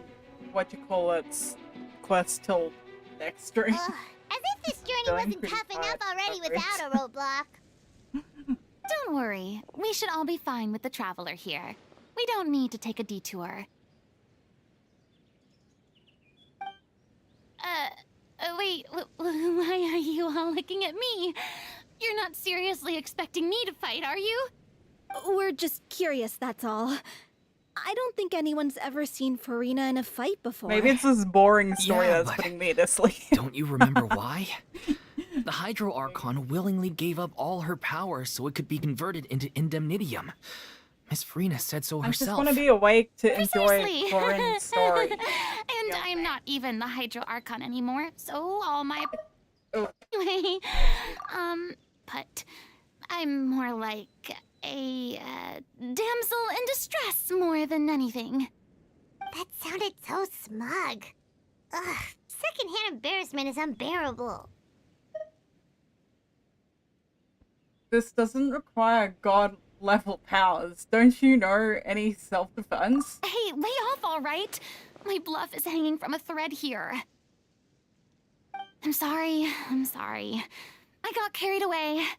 Please help us out, would you? Aw, too bad. I was so pumped to feast my eyes on fight mode Farina. Sorry to leave all the heavy lifting to you. Don't worry, piece of cake.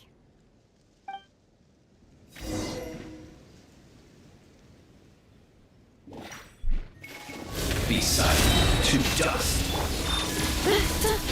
Preparing for dust-up.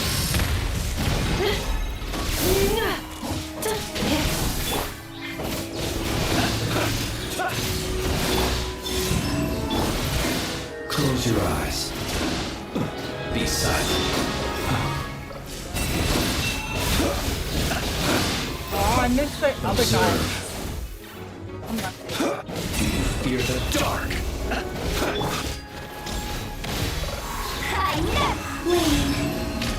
Cleanup sequence initiated. Bravo! Good show! You certainly live up to your reputation. Yeah, thank you. Anyway, the path is cleared now, so onwards and upwards. Vilmont, are you there? Huh? Oh, it's you guys. Wait, what's Lady Farina doing here? I can explain. We've been rounding up the whole troop. We now have everyone except you. So, you think knowing the truth about the director's disappearance will help you write an ending to the script that pleases everyone? I care just as much as everyone else about making the Little Oceanid a success. That's why I wanted to wait until after the show. If I open this can of worms now, I just don't want to make things difficult between us. We're supposed to be a unit when we're on stage. Vilmont, avoiding the truth will not help anyone. Unless you mean to suggest that Aurelie's death had something to do with you. I don't want to talk about it. Listen, Vimo. I used to think that my love for Aurelie was a point of shame. I never brought it up to anyone. But now, I've made up my mind to put it all on the table. I'm prepared to face everything, to sacrifice everything for the sake of the show. The little Oceanid cannot be complete unless we do justice to Aurelie on an emotional level. As you all know already, the troupe was kept afloat not from ticket sales, but donations from the audience. Of course, that was nowhere near enough. We took on side jobs when we weren't performing, but even then, the troupe's financial situation was pretty dire. So, anyway, one day after a show, a merchant came to me and offered us a huge sponsorship. In return, we just had to provide the audience with their drinks during performances. It seemed like a win-win, so I said yes to it on the spot without consulting the director. It was only when the merchant came to deliver the goods that I realized the drink in question was synth. Isn't that the drink peddled by the culprit behind the serial disappearances case? I remember that induces a state of euphoria, pretty much a drug. Is it like alcohol? I don't know. I freaked out when I saw the boxes. And I told the director everything right away. She was completely shocked as well. But she didn't reprimand me for making the decision without consulting her. Instead, she contacted the merchant and stated that the troupe could not agree to this collaboration. The merchant was furious, berated us for going back on our word, and threatened to sue us for damages. The amount was astronomical. There was no way we'd be able to pay. And then? I was going to sort it on my own, but the director stopped me. She said that this was an issue for the whole troupe and it wasn't my fault. But things only got worse from there. The synth merchant just wouldn't let up, and then suddenly the director told us all to leave the city one day. I knew then that things must have reached a boiling point. I admit this whole thing was my mistake. I didn't dare to tell any of you the truth back then, and after the director disappeared, I was even more afraid to say anything. You brought the director to the attention of the synth dealer? Yeah, I got Aurelie killed. There, I said it. Happy now? Hey, don't say that. You traitor! You knew Aurelie was in danger. Why in God's name didn't you tell us? What do you mean you were afraid? This was a life and death situation. We could have saved her. How could you be so stupid? Please, try not to get too worked up. Yeah, listen to him. You need to stay calm. Stay calm? How can I stay calm? This guy got Aurelie murdered. She was the love of my life. And he has the gall to try and high-road us, claiming that he kept his mouth shut for the sake of the show. How about taking some responsibility for what he's done? All I can say is I'm sorry. Truly.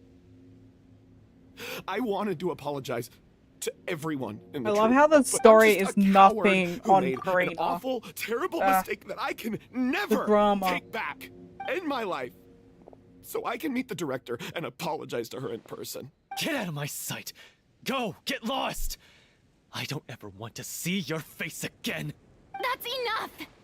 You've screamed and shouted at each other for long enough. Now pipe down, both of you! Can you stop conflating the show on stage with your real-life relationships in the troupe?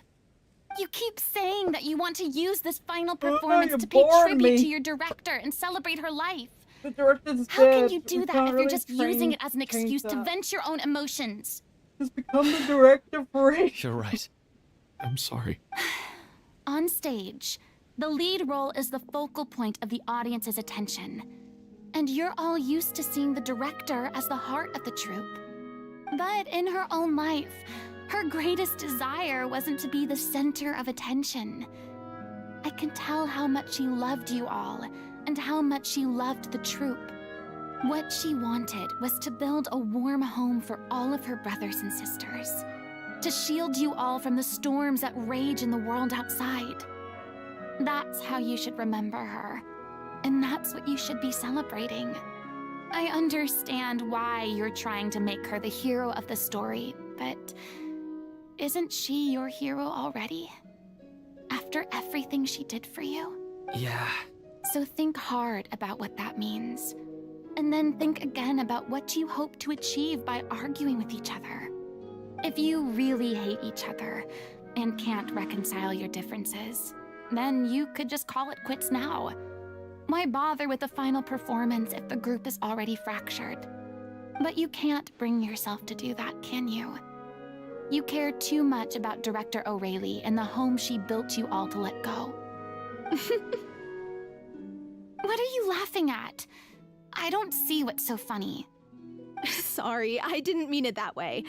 It's just that, for a moment there, it felt like our director was back with us again. If she'd seen Paulo and Vilmont at each other's throats like that, she would have scolded them exactly like you did, in that same stern voice. Really? But she sounded like such a gentle person. Of course she was. Even her harshest lectures came from a place of kindness, and it showed. She really was a truly outstanding person. What you said, it really puts everything into perspective. I'm truly sorry. I really meant for this to be a genuine apology, but I ended up making it all about me and my self-pity. It's all right. Let's save all this for after the performance. So, the ending. What are we gonna do about it? Clearly, everyone needs to take a step back for now and reflect on what really matters. The end of the story needs to focus back on O'Reilly herself. She's the true star of the show. It might actually be possible to find out more about her fate. What do you mean? The Traveler is right. You once investigated that underwater synth base and recovered items belonging to the victims. If you could find anything that O'Reilly left behind, perhaps we can get a better sense of what she went through in her final days. You really think that's possible? I trust that nobody would object to the ending of the story being based on O'Reilly's true feelings. No. Well, we'll leave this in your capable... Come, let's pay a visit to the Palais Mermonia. The rest of you, head back to the rehearsal location for now, and wait for our good news.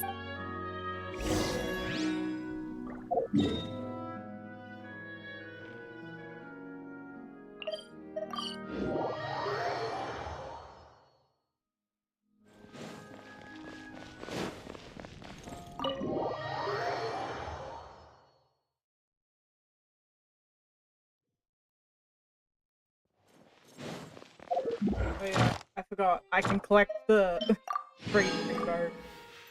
Yeah. Wait, what is this one? Bedtime. Wait, there's a Sumeru? Did I not finish the whole Sumeru quest? Supposedly there's a Sumeru chapter that I haven't touched yet, man. Or it didn't open up until I finished the Fontaine You quest. want to review some recovered items connected to victims of the serial disappearances case? But, that case has been closed for quite a while now. Still, since you were the ones who discovered and submitted the evidence in the first place, you don't actually have to submit an application. Okay, please hold on. I'll have someone dig them out.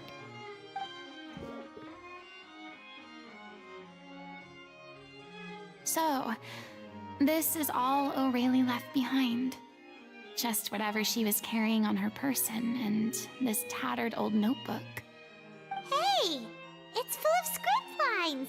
And sketches too! Looks like they show where the different props should be placed on stage. Let me take a look. Maybe there's something in here from after she was kidnapped. Aha! I found something. To whoever discovers this diary. Let's see. Looks like she kept a detailed record of her captor's actions. She even mentions the truth behind the experiments on dissolving young women. If we'd had the chance to examine this notebook carefully back then, it would have been a conclusive piece of evidence proving Vacher's guilt. Vacher took so many lives. It's still so unthinkable how many victims he had. I guess Aurelie must have written all of this down in the hope that her records would one day be of use to investigators. Wait, it cuts off. Is something wrong? Her handwriting here gets patchier and more illegible by the line. She probably didn't have much strength left. Her final words are... I'll let you read them for yourselves.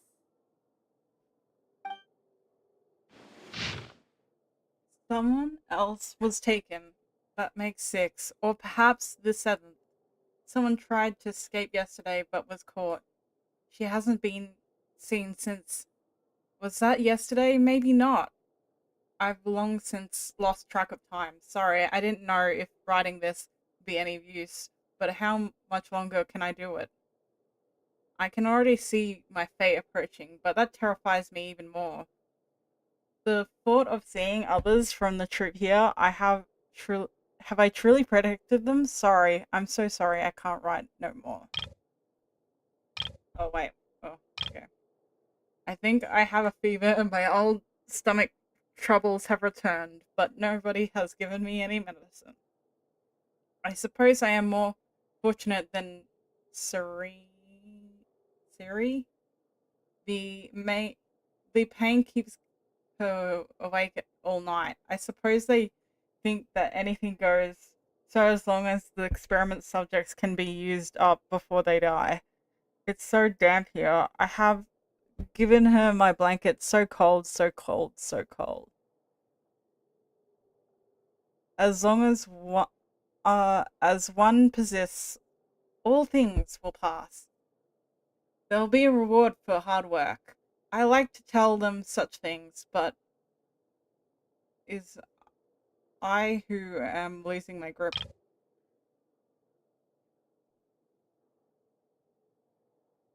If anyone sees this, group save them important. Please farewell, apologize, live, perform, future, regret. This page was an absolute mess, and the writer's pen seems to have wandered its surface at random. Only some words can be made out, and barely at all.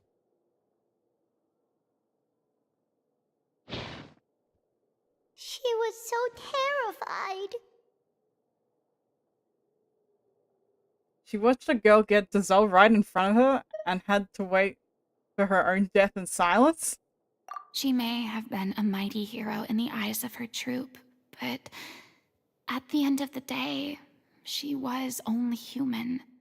I can't bear to think how painful and lonely her final days must have been. Wait. This part on the last page sounds strangely familiar. Oh, no more reading! Why can't you just read it to me anyway? If you become human, you can reveal your secrets to no one. You will face suffering and loneliness. It is truly what you want. Because I am an old system, I love them. If you become human, you can reveal your secret to no one. You will face suffering and loneliness. Is this truly what you want? Isn't that the most important line in the Little Oceanid? Because I am an older sister to them. Oh. So she didn't regret her decision. Even as she sat in Why silence, are you reading out the waiting same for bit? death to come. I'm sure this is what the troop would have hoped to hear as well. She had their utmost trust. If I knew he was going to read it out, I would have read it and out. love. And she truly deserved it. Let's go. It's time for them to learn Director O'Reilly's final thought.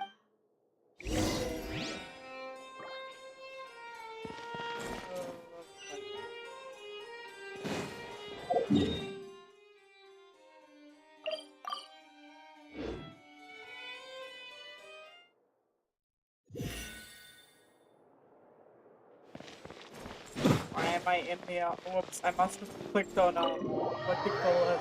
Picture event thing. Oh well.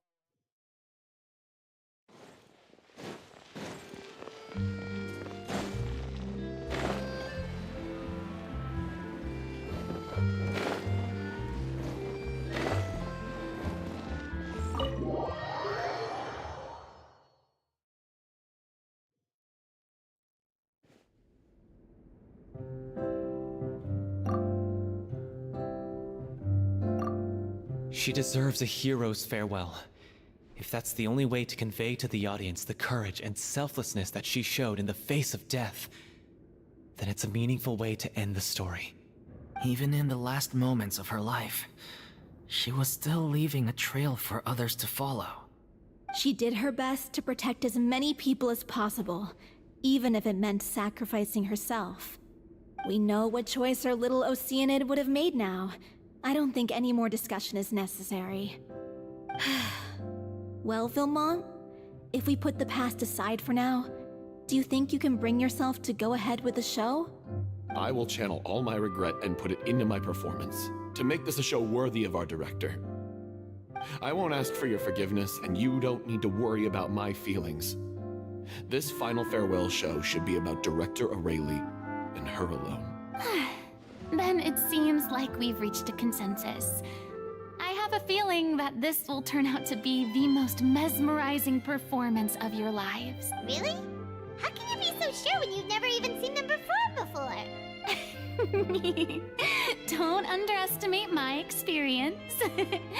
After watching a countless number of musicals, I've learned one important thing. If you want to move the audience with your music, you must fully commit and immerse yourself in your role, pouring all your emotion into your performance. And aren't human emotions love, hate, regret, and hope just the most mesmerizing things in this world? I don't believe anybody could be more committed to bringing this story to life on the stage than they are now. Thank you for the vote of confidence, Miss Farina. And thank you for supporting us through all this. Then, let's not delay things any longer. We need to discuss the details of the ending and get it nailed down once and for all. Actually, before that, I'd like to make a proposal. During the curtain call, please allow me to use the director's name instead of my own. Huh? But then... After all, this role was originally meant to be played by the director. I'm just filling in for her. Besides, a role commemorating her life should be associated with her name.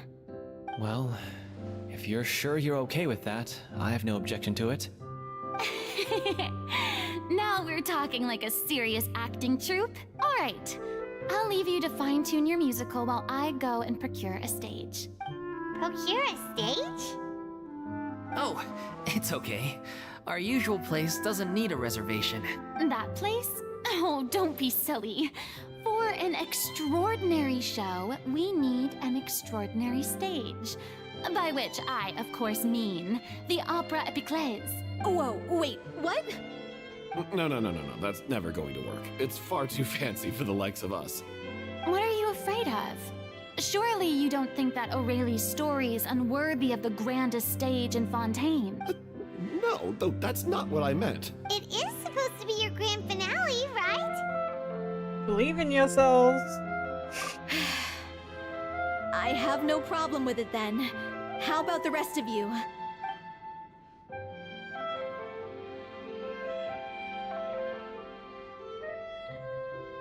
I'll take your silence as a yes. Thank you for giving us this opportunity. It really is a dream come true. Well, then don't disappoint me. If you mess this up, it'll reflect poorly on me too. Come on, we'll need to get the go-ahead from Nervilette. I know just where to find him. Finding Nervilette.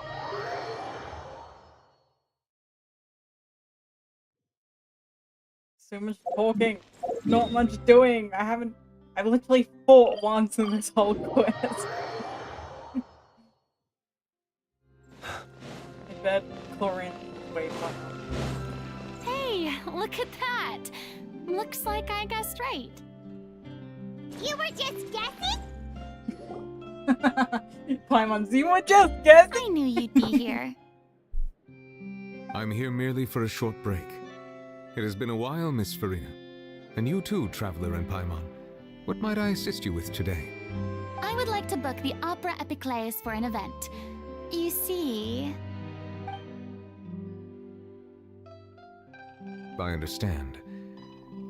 The process for booking the Opera Epiclese is complex and can be somewhat cumbersome. But given that the request is coming from the three of you, I see no reason to make things unduly difficult. The story of the Little Oceanid is most fascinating. I'm looking forward to seeing it performed on stage. I will say, however, that I am surprised to see your passion for the performing arts rekindled after all that has happened. Huh? What do you mean? Do I look excited? Yes. And this is the first time that I've seen you like this since your departure from deityhood. At first, I just felt bad about rejecting them. So I wanted to learn a little bit more about their situation. But one thing led to another, and... well, here we are. In the past, we sat in our high chairs in the court, giving our opinions on isolated cases, all while knowing very little about the human stories behind each and every one. Maybe it's because I finally become an ordinary person and gained my freedom, but I've developed a great sense of curiosity about their lives. I am truly delighted to see you find a new lease on life. Now that you've regained some confidence, have you had any thoughts regarding a return to the stage? Why would you suddenly ask a question like that? Well, if the Little Oceanid turns out to be a great success, it will no doubt become a classic. Many theater companies are certain to add it to their repertoire. The experiences and decisions of the protagonist Cleo are all modeled after your own. Naturally, this makes you eminently suited to playing the leading role. It would truly be a shame if you did not take this opportunity to allow audiences to enjoy your outstanding acting talents once more. Haven't I already made myself clear? I won't act or perform in any role ever again. No exceptions. Nor do I think it is any great shame. There is no lack of fine actors or inspirational stories, either on or off the stage. This experience is a case in point. I feel like I've learned a lot, and it has already been well worth the price of admission. I must admit, though, I'm a little envious. They're quite fortunate to be able to bid farewell to their past in such a magnificent manner. I see. Well, I'm glad to learn that you have found a role to play that you enjoy, be it on the stage or not. I sincerely hope the show will serve as the grandest of finales. I will have my staff book the date and mail the relevant paperwork to the troupe once the details are confirmed. Thanks, Nervalette. You are very welcome.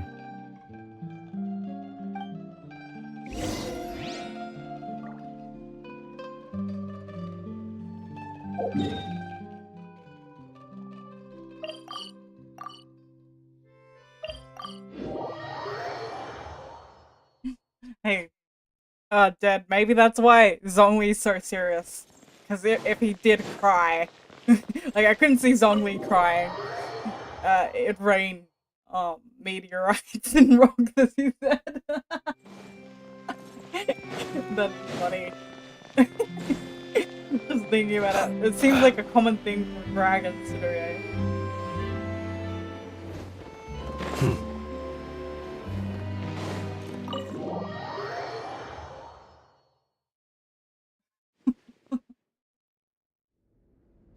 Good news, everyone. It's done. The Opera Epiclese is booked. Thanks to my eloquent and impassioned speech, Monsieur Nervalette was moved to provide us with a fitting stage for Maybe this the war made special him cry, I don't know. We've had to fight every step of the way for this opportunity. But Oh, we yeah. now have all I of the forgot about that ingredients whole- necessary to yeah. stage a truly spectacular Wasn't that a mine, though? performance. I don't think it's... A touching story, a I think it's magnificent human-related. venue, Oh. and last but not least, a Not passionate dragon. and dedicated cast. Now, let's work together and make this show the best it can be. This is truly wonderful. The sooner we can finalize the ending, the more time we'll have to rehearse. Fiamma and I just went over some parts of the script and tweaked a few things. I think it's really going to resonate with the audience now. Wow, you two had a constructive conversation? That's great! Oh, communication is vital to any good performance. Look at us! We've come so far. I never could have pictured this scene a few days ago. It's amazing! Even though Farina's still being a bit of a drama queen about it all, she's really fired everyone up! I'm looking forward to the final production. Please feel free to give us any comments or suggestions you have. We really value your input. Hey, Loic, get over here. Time to practice the opening number.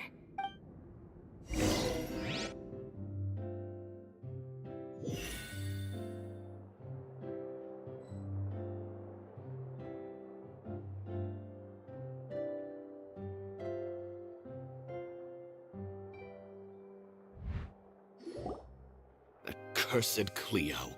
She stole the waters of life from us. She's a fraud, and she must pay for her crimes. This has nothing to do with her. The ignorance and hatred of our people is to blame. How can we hope to win back the water's favor if we don't change our ways? This guy could be useful. Take him hostage. If Cleo wants him back, she'll have to show herself. Leave this place, O little Oceanid, and never, ever look back!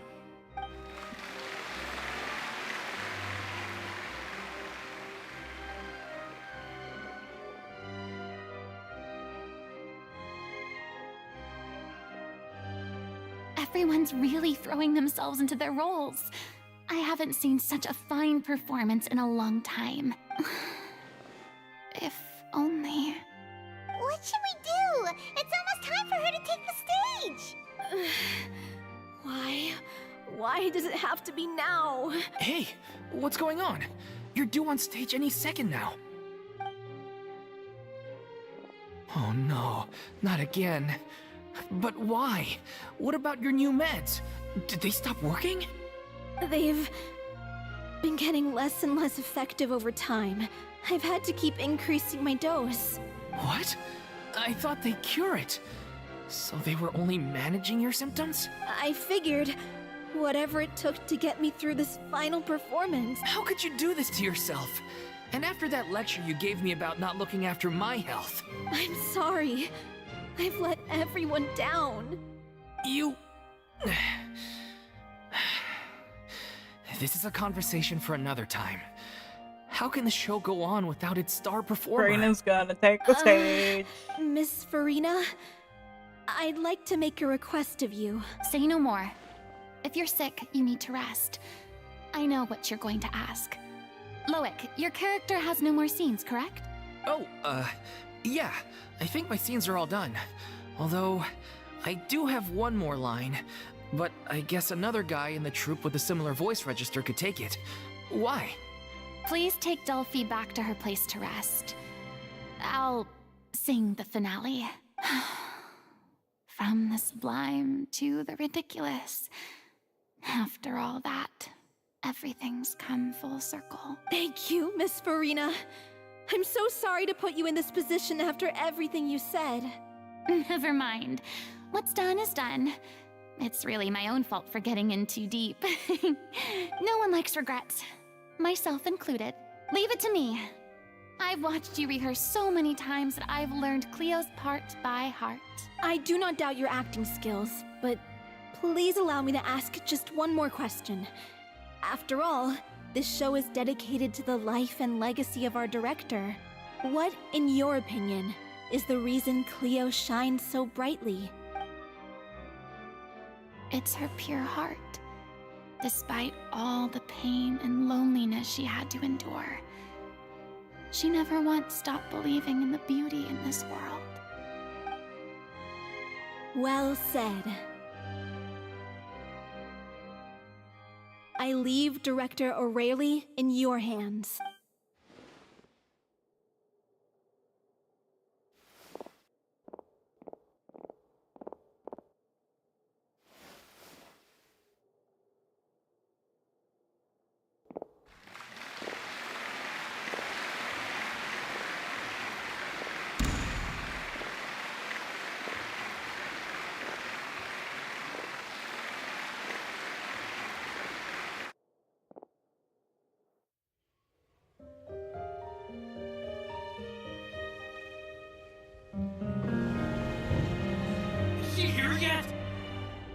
to get here!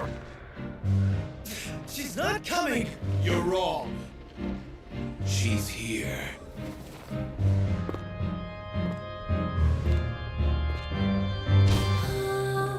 Si je pouvais vivre dans l'eau, le monde serait-il plus beau? Pardonneras-tu aux chimères?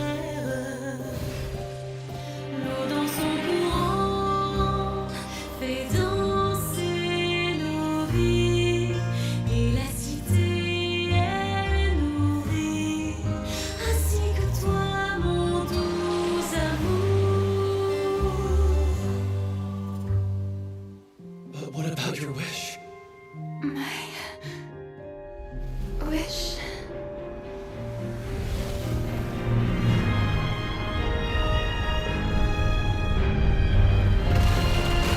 If you become human, you can reveal your secret to no one.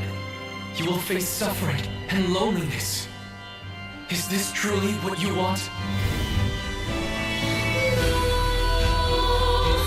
Le grand amour ne suffit pas, seul un adieu fleurira.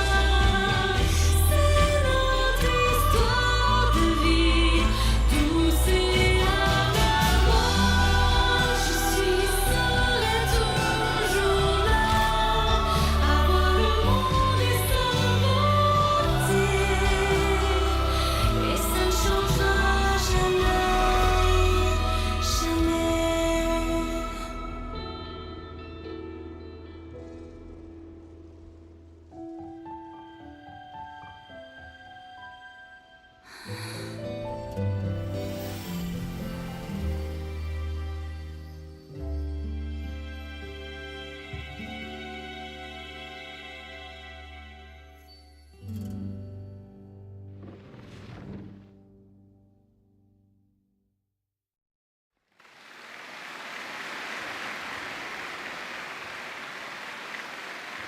Good job, Farina. Good performance. I am impressed. Also the singing. Very good. Even though I hadn't, like, if I didn't have the lyrics, I had no clue what to sing. Farina on the from. stage just now? So, She hasn't been seen for a while now, and she just appears out of nowhere? Gotta say, though, her acting skills are as superb as ever. The little Oceanid, Cleo, played by Aurélie Fumont.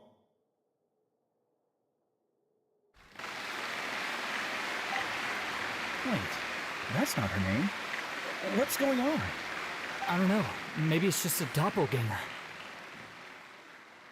I've spent a lot of time out of the spotlight, and they didn't use my name during the curtain call either.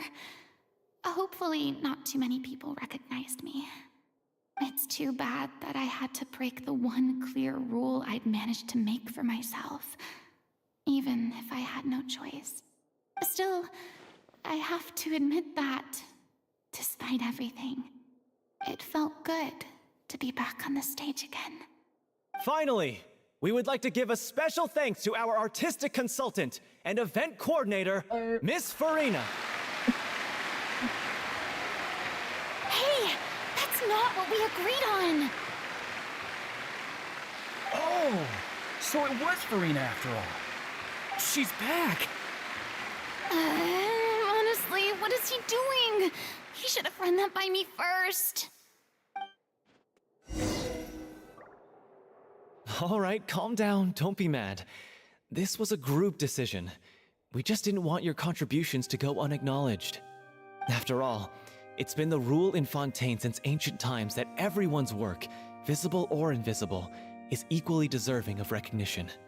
Yes, I know the rule, but it should still be applied on a case-by-case basis. I wasn't ready for this yet. It's no big deal. What's the worst that could happen? at most, you might be asked to sign a few autographs later. Oh, yeah? Well, since you think it's so easy, you can sign them for me. This is a great chat and all, but can we talk about that crazy thing that happened during the show? It nearly gave Paimon a heart attack. Paimon flew over got to where she was supposed to be and was about to drop the prop vision, and then suddenly, a real one popped out of thin air! Oh, that. I've got no idea what happened there either. But hey, it worked pretty well, didn't it? I'll bet the audience has never seen such a realistic prop. Wait, what about Dolphy? I wonder how she's doing. Let's go check on her as soon as we finish clearing the stage. Yes. Plus, she'll definitely want to hear how the end of the show went. If nothing else, we can safely say that we accomplished what we set out to do.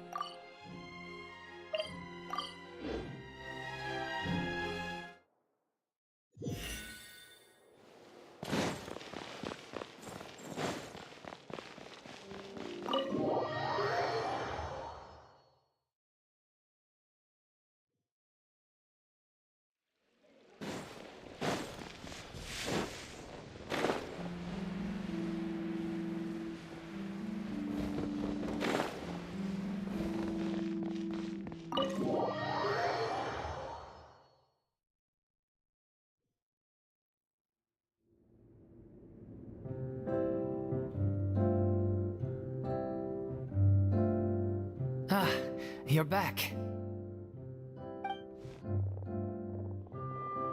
She's doing okay.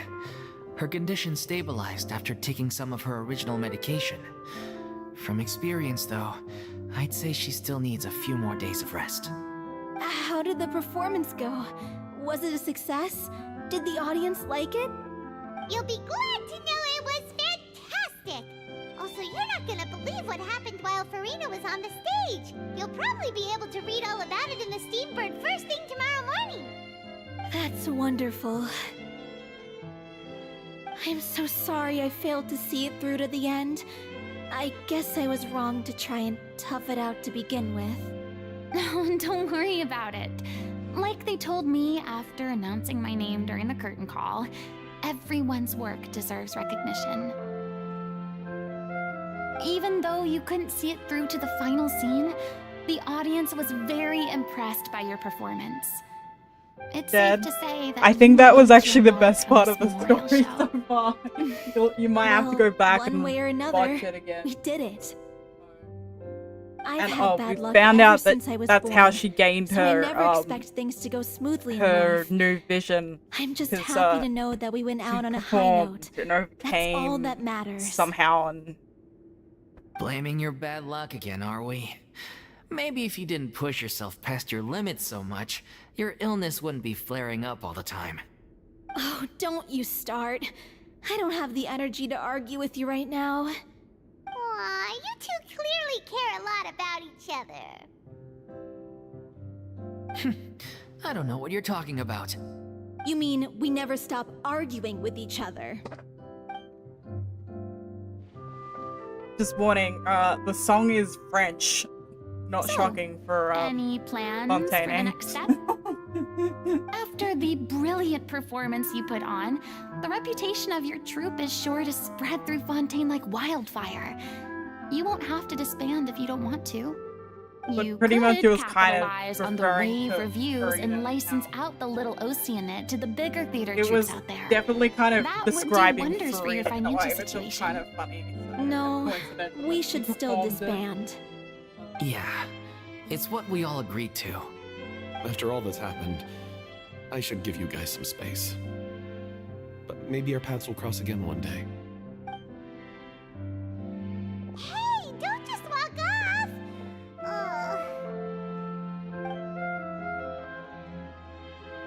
I still want to keep performing, so I might join another troupe. After watching Miss Farina's performance, I think I'm starting to understand our director's infatuation with musicals. You should do it. It suits you. I'd originally hoped to keep performing too, but I don't know if my health will allow me to. Oh, so now you finally got your priorities in order. I guess I'll hold off until you've properly recovered as well. What about you, Miss Farina? Any future plans? Well, frankly, I think a return to obscurity is no longer an option for me.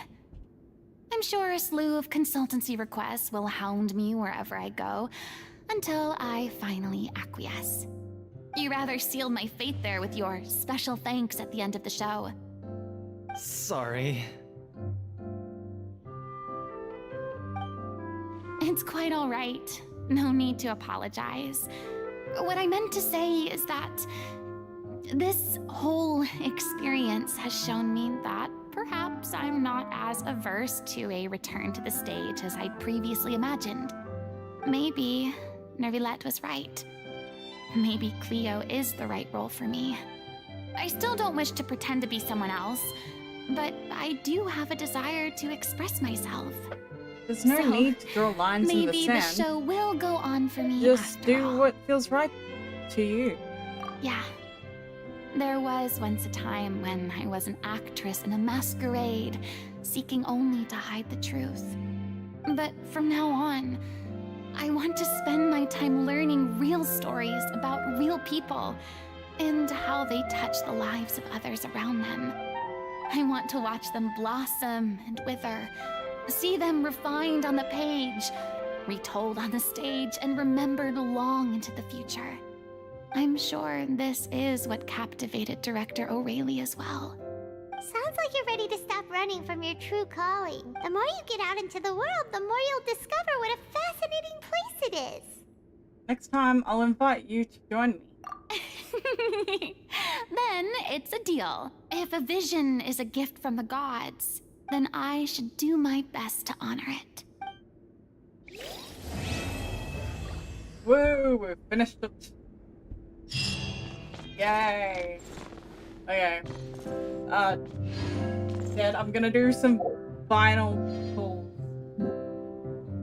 And then I think we'll leave doing Florin's quest to next stream, as well as the new Sumeru quest that I unlocked when I finished the Fontaine Archon quest, hey?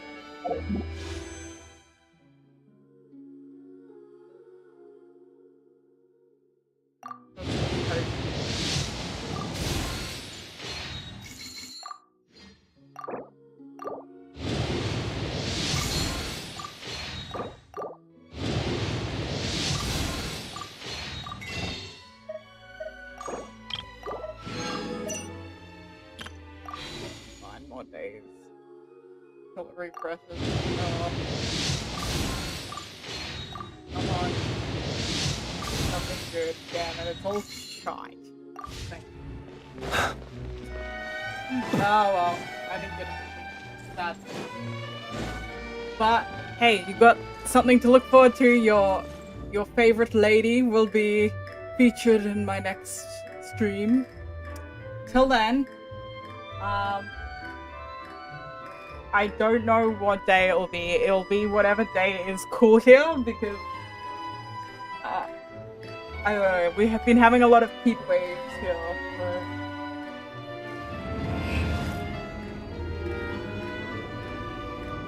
So. If you want to keep up when I'm streaming, I usually post on Twitter or X, whatever you want to call it.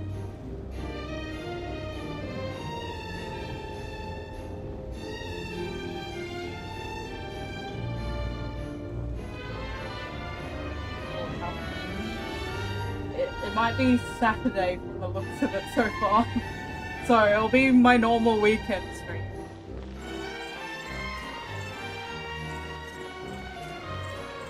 Anyway. You'll make your Nervilette cry? Sure. Oh well. I'm just gonna have to restrict myself from pulling on MFers until then. At least by then, I think I can purchase the, you know, free gifts you can get from the normal box, so... Okay. Until then, thank you for watching, like and subscribe, and I'll see you next stream, guys. Thanks for staying for these nearly 3 hours now. So People ought I'll not see be you so next frightened stream. of ghosts. Bye. They are merely talking shadows, chattering away endlessly about their past affairs.